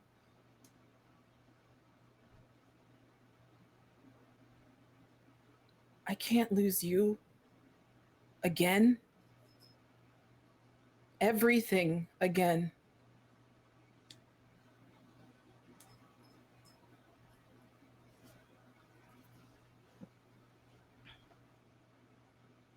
And I'm not trading one life for another. This is all my life. Every bit of this. It's all my life. And that's what I want.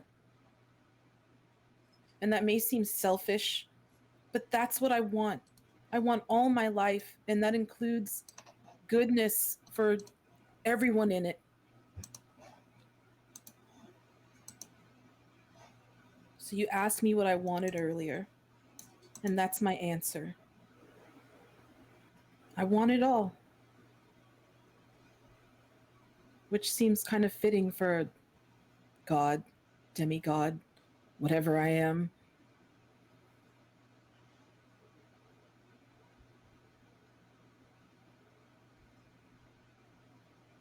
Fine.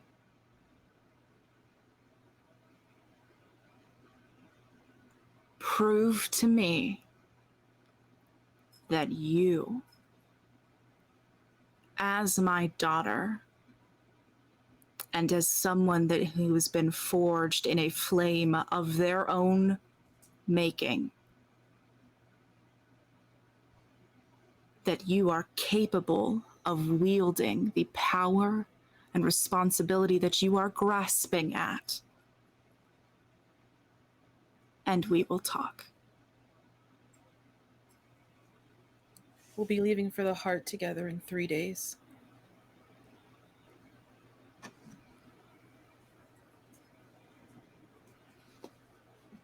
One step at a time, Current.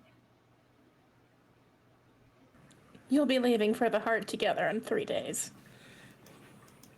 Gideon adds. Now, this faction that you're a part of, the name of it?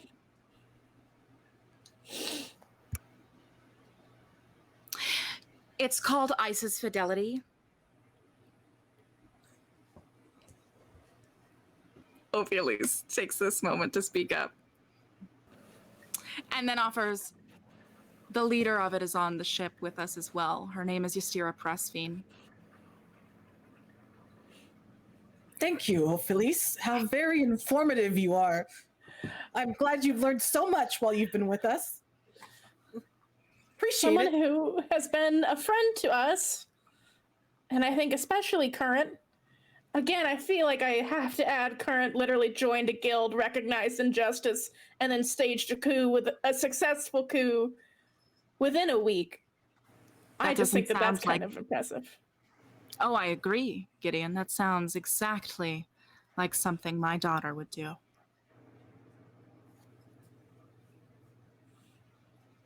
Well, you're going to find out a whole lot more about what your daughter can do in these next few days. Together. Good. I promise I am looking forward to it. I can think of no better way to learn who my daughter has become.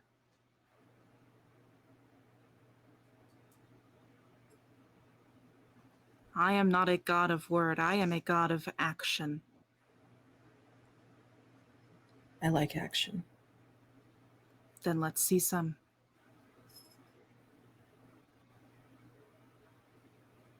And then we'll bring Mom home.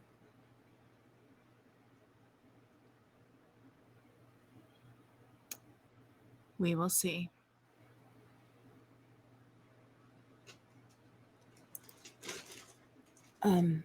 So from here I know you told me that you would not be giving me any help.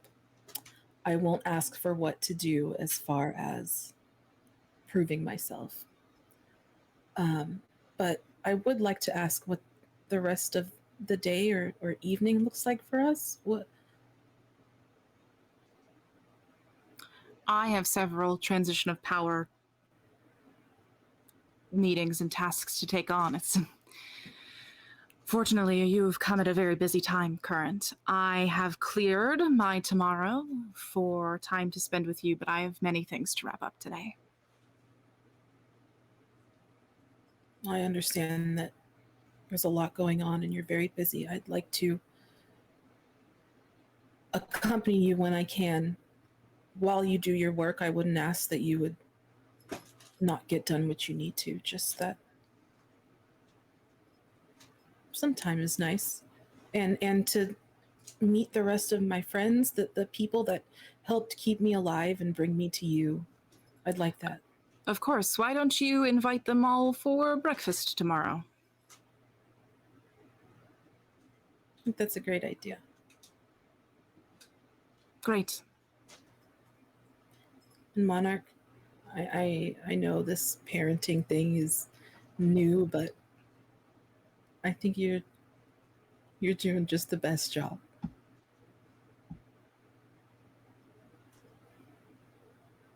Thank you. I am the luckiest god in the Pantheon, in that I am the only one with a daughter. Guess that makes me lucky too.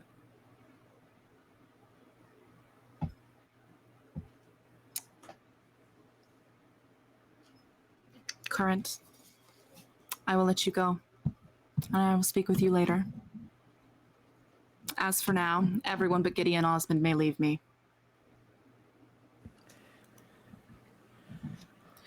Gideon? I mean, like, Monarch did say ain't nobody making decisions about me other than me, so do you want me to stay? I think I'll be okay.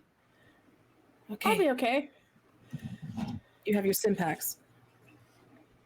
Yeah, I if mean, you hear as screaming, soon as come I in. see those 3 dots, I will... Okay. All right. I'll be close. Thanks for everything. As always, Anything for you. be safe.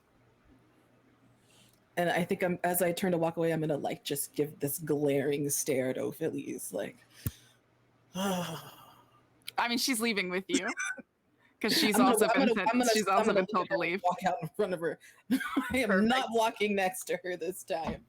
Awesome, great, incredible. With that, there is like a long... Legion Corps leaving too? Or is it? Everyone's going. Oh shit! No! Wait a minute. No! Let me in. Literally, everyone but Gideon may leave. Why does everyone in a position of power hate me and I haven't even done anything yet? God. I'm so scared. So, Okay. everyone clears out. And the second the door finally closes, every crystal in this room shifts haze to a dark, dark blue. The red of their skin, now the thing lighting their face. And they say, Gideon Osmond, I will say this to you once, and then I will treat you as the friend my daughter believes you to be. Many mortals have tried to ascend to the throne of godhood, and every mortal who has tried has left a devastation of their loved ones, of their followers, and of the things they hold so dear in their wake. The power that you casually let run through your veins, through your form right now, I will not let hurt her.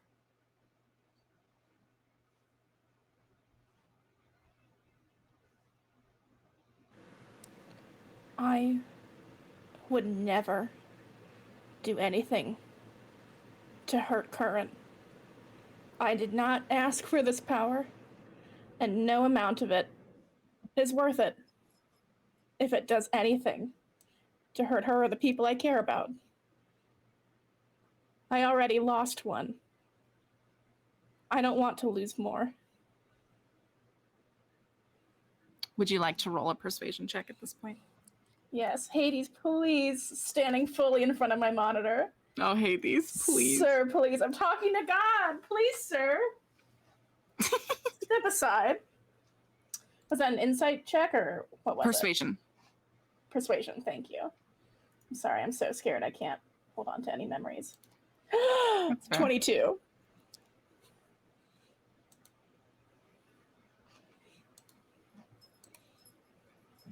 There is a long moment, and Gideon, after this moment of this pledge you've spoken, you realize that red and blue are not the only bright colors in this room.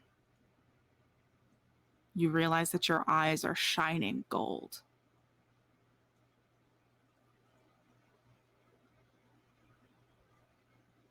I think the gold's like starting to refract off of the gems around them as well. So there's like this weird like multicolored glow around them as they're talking of like golds and reds and blues. I get it. I'm a liability. I have been forever. I've never been able to fully control my magic, but I want to. I would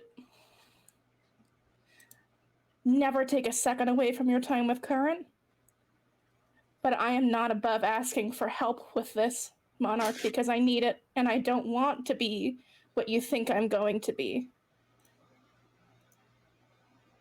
I won't be. I refuse. I'd rather you help me than just treat me like another problem.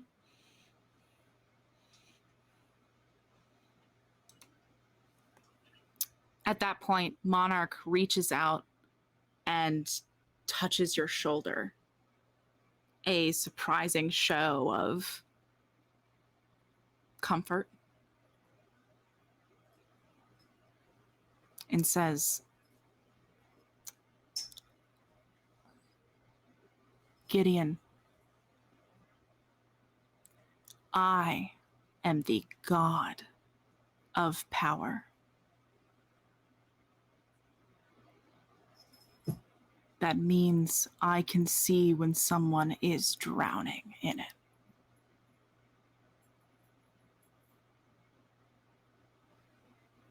I appreciate that you are wise enough to know that this power is not something you can contend with on your own. And if you will take it seriously, if you will contend with it seriously, and if we see it not advanced past the state that it is currently at, you could live a very happy life. And I do not wish to deprive Current of a world that she's been making so far. And you seem like a fundamentally important part of that, even so to the fact where I think it would be nothing but empowering to have someone at Current's side, leading alongside her, who also has the touch of divinity to understand what she is going through, something that has been lost to me. I think you would make an incredible wife to her if you control your power. What, wife? Oh, we're like, that's not the vibe. I mean, we've never really talked about it. That's never, I mean, she's beautiful, don't get me wrong. But that's, I mean, there's like several other people. And then I just... Several other... What do you... The person we lost in the temple was mine, and I don't know if, but then there's someone else. I'm so sorry, I shouldn't be telling you any of this. I will be in Current's life no matter what. How flattering. Please don't look at me like that. This is devastating. I don't. Thank you. Current is great at finding wives on their own, I think, and I will. Does Current have a wife? No. Does Current? No, I think they don't talk about it a lot. You know what? This is something that you two can get into. They would love if you asked about it, I think.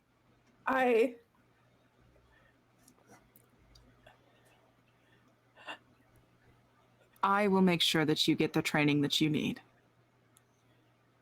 Thank you. There's a new Asimar here named Morrow. I would. Scourge, that- right? Yes, I believe so. Dangerous to go that long without training. Morrow's like me. I don't think Morrow's dangerous. I just think Morrow doesn't know how to control it. So I know I'm not in any position to be asking for favors, but if you have someone that could look after Morrow and make sure she's comfortable while training, I don't know how much I can interact, but I accidentally, What? Oh. I didn't know. These are the things that I don't know I do, that I don't mean to do. So much parenting in one conversation. I'm so sorry. Okay.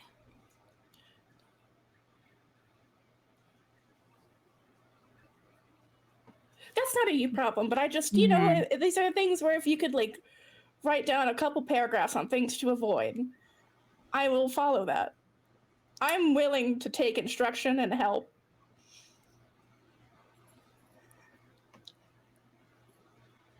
It was lovely meeting you, Gideon. It's lovely meeting you too. I will see you and your multiple companions for breakfast tomorrow. No, I didn't mean that. I'm so sorry. Okay. It was nice meeting you.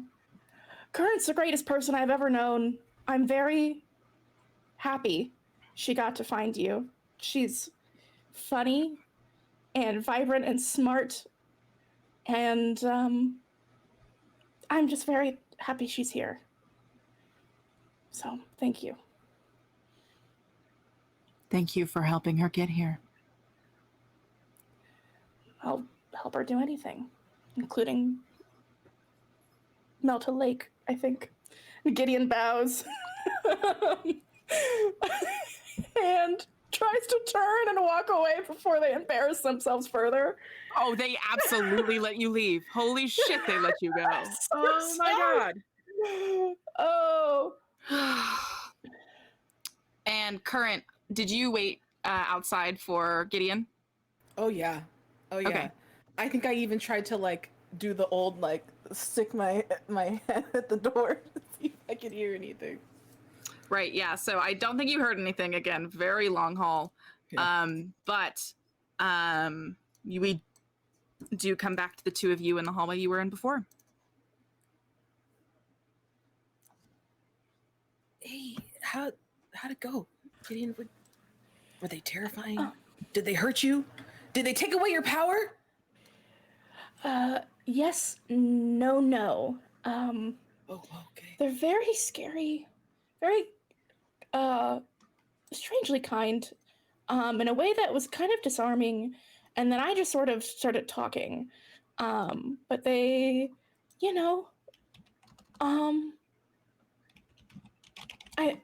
seem to just want what's best for you, and I can appreciate that, so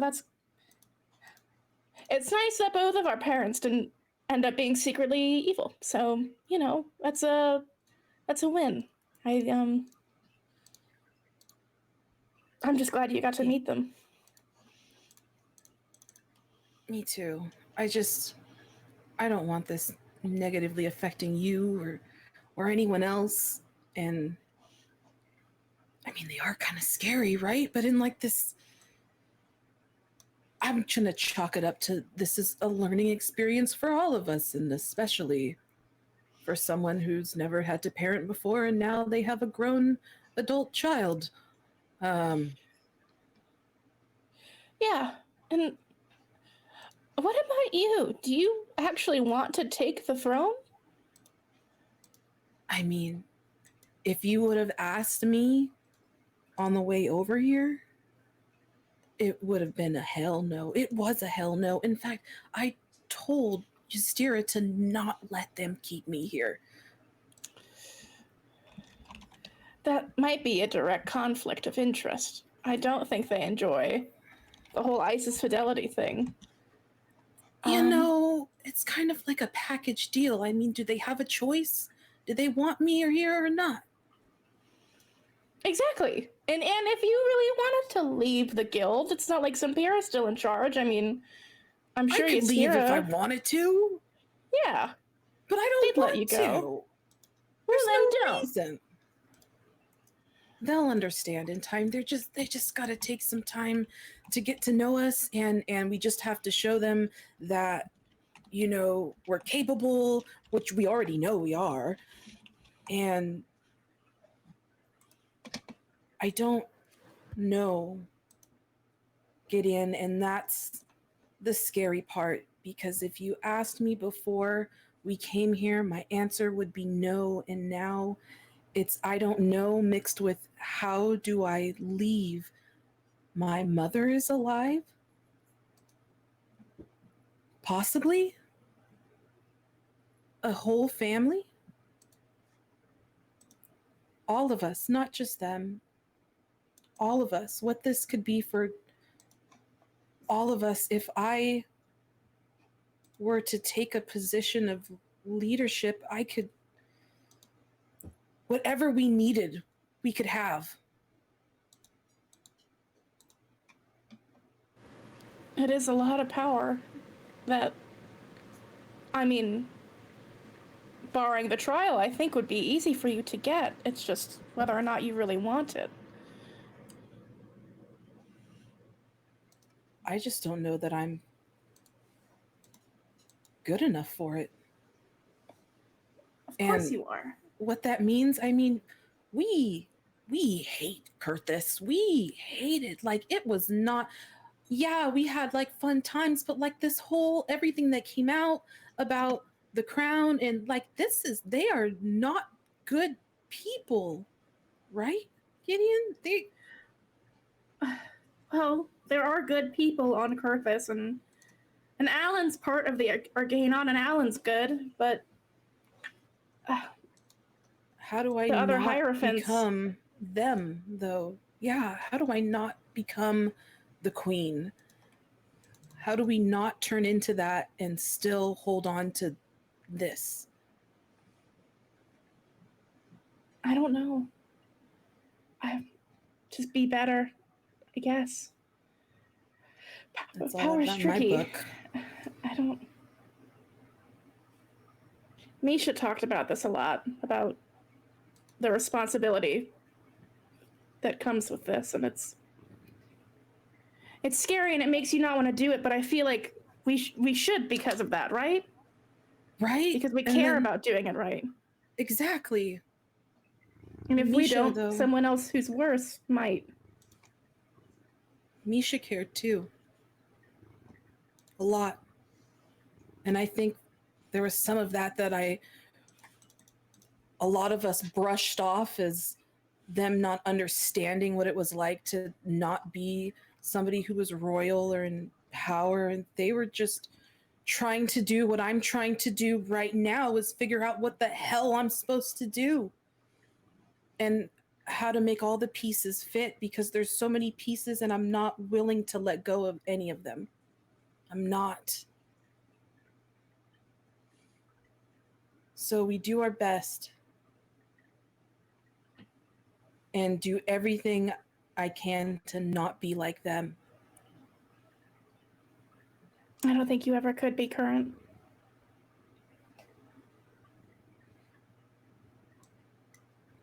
Well, definitely not with you and everybody else by my side. Maybe that's the difference. Everybody's worried about who's going to be asserting power on who. And we're just trying to make sure that everybody's happy and okay. Maybe we just have to show them that there's more than one way to do this. Yeah. I don't know. I trust us to figure it out, however long it takes. Well, apparently we've only got 3 days, so I guess we gotta get on melting this plane? The water Yeah. plane? Oh, What if we just throw like a big fireball at it? that's what I was thinking, but then I Or, was like, giant but then the water heaters? might boil, and then the people in the water would boil, and that doesn't feel right.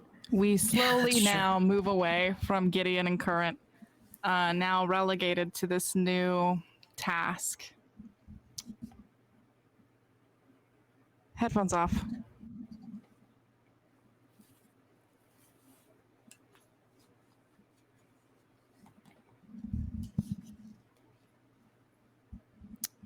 And the thing about the elemental core is it feels so far away from the rest of waking Acrimon.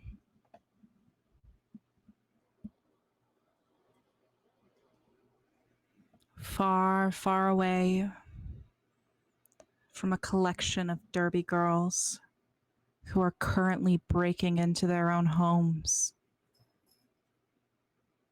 The only place they've ever called theirs overrun by the undead. From Gemma, a fortress made from a bank.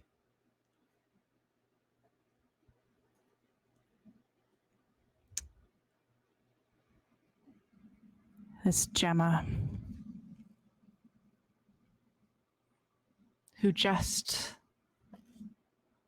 watched a dead friend, scythe on her back, walk in through the gilded doors like it was no big deal. So far away from Nakia, standing in the ashes of a half-razed town. As she looks across an inn turned to ember and ash at her feet, locked eyes with someone who she will never call her father. As he says, "Well, that was a nice show. You can go to sleep now, though." Snaps his fingers. Nakia passes out. And so far removed from Malaya Pira, in his castle of Miriage City, Simpax held aloft in front of him as he goes. And the betrothal went well? Oh, yes, it went fine. Ystera knows that she has a little other option than to say, "Yes, what would you like?"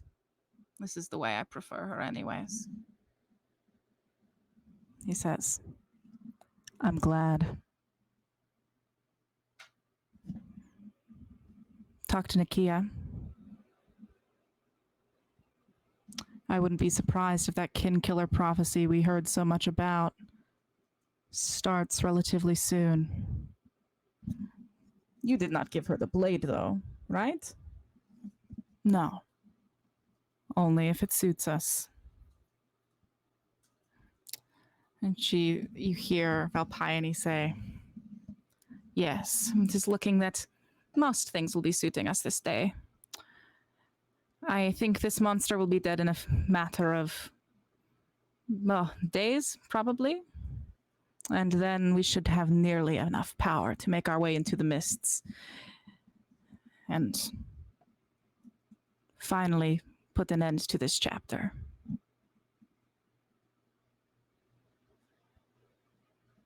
And I leave you all with Malaya Pira's very assured words.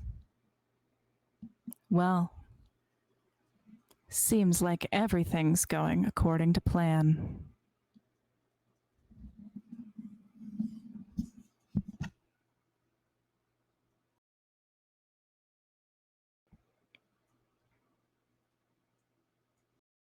This has been Death to Divinity, the first all-fat, all-queer D&D 5e live show. I'm Katie May. I'm your Dungeon Master. Thank you for coming along and telling stories with me tonight. Chat, you as well. Thank you for helping shape our story. Remember, if you want to talk to us about the show during the weeks, you can go to our Discord, hang out with us there.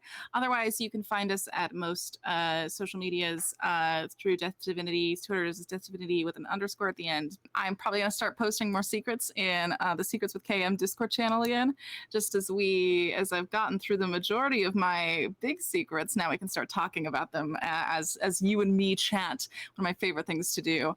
So we're gonna head over there, hang out, talk about some of that stuff. Besides that, we will see you here at the same time next week, where we find out if Current will ascend to the throne and how, what powers will stay in power, and if our players are ready for agendas that are not their own. See you then, Godslayers. Good night.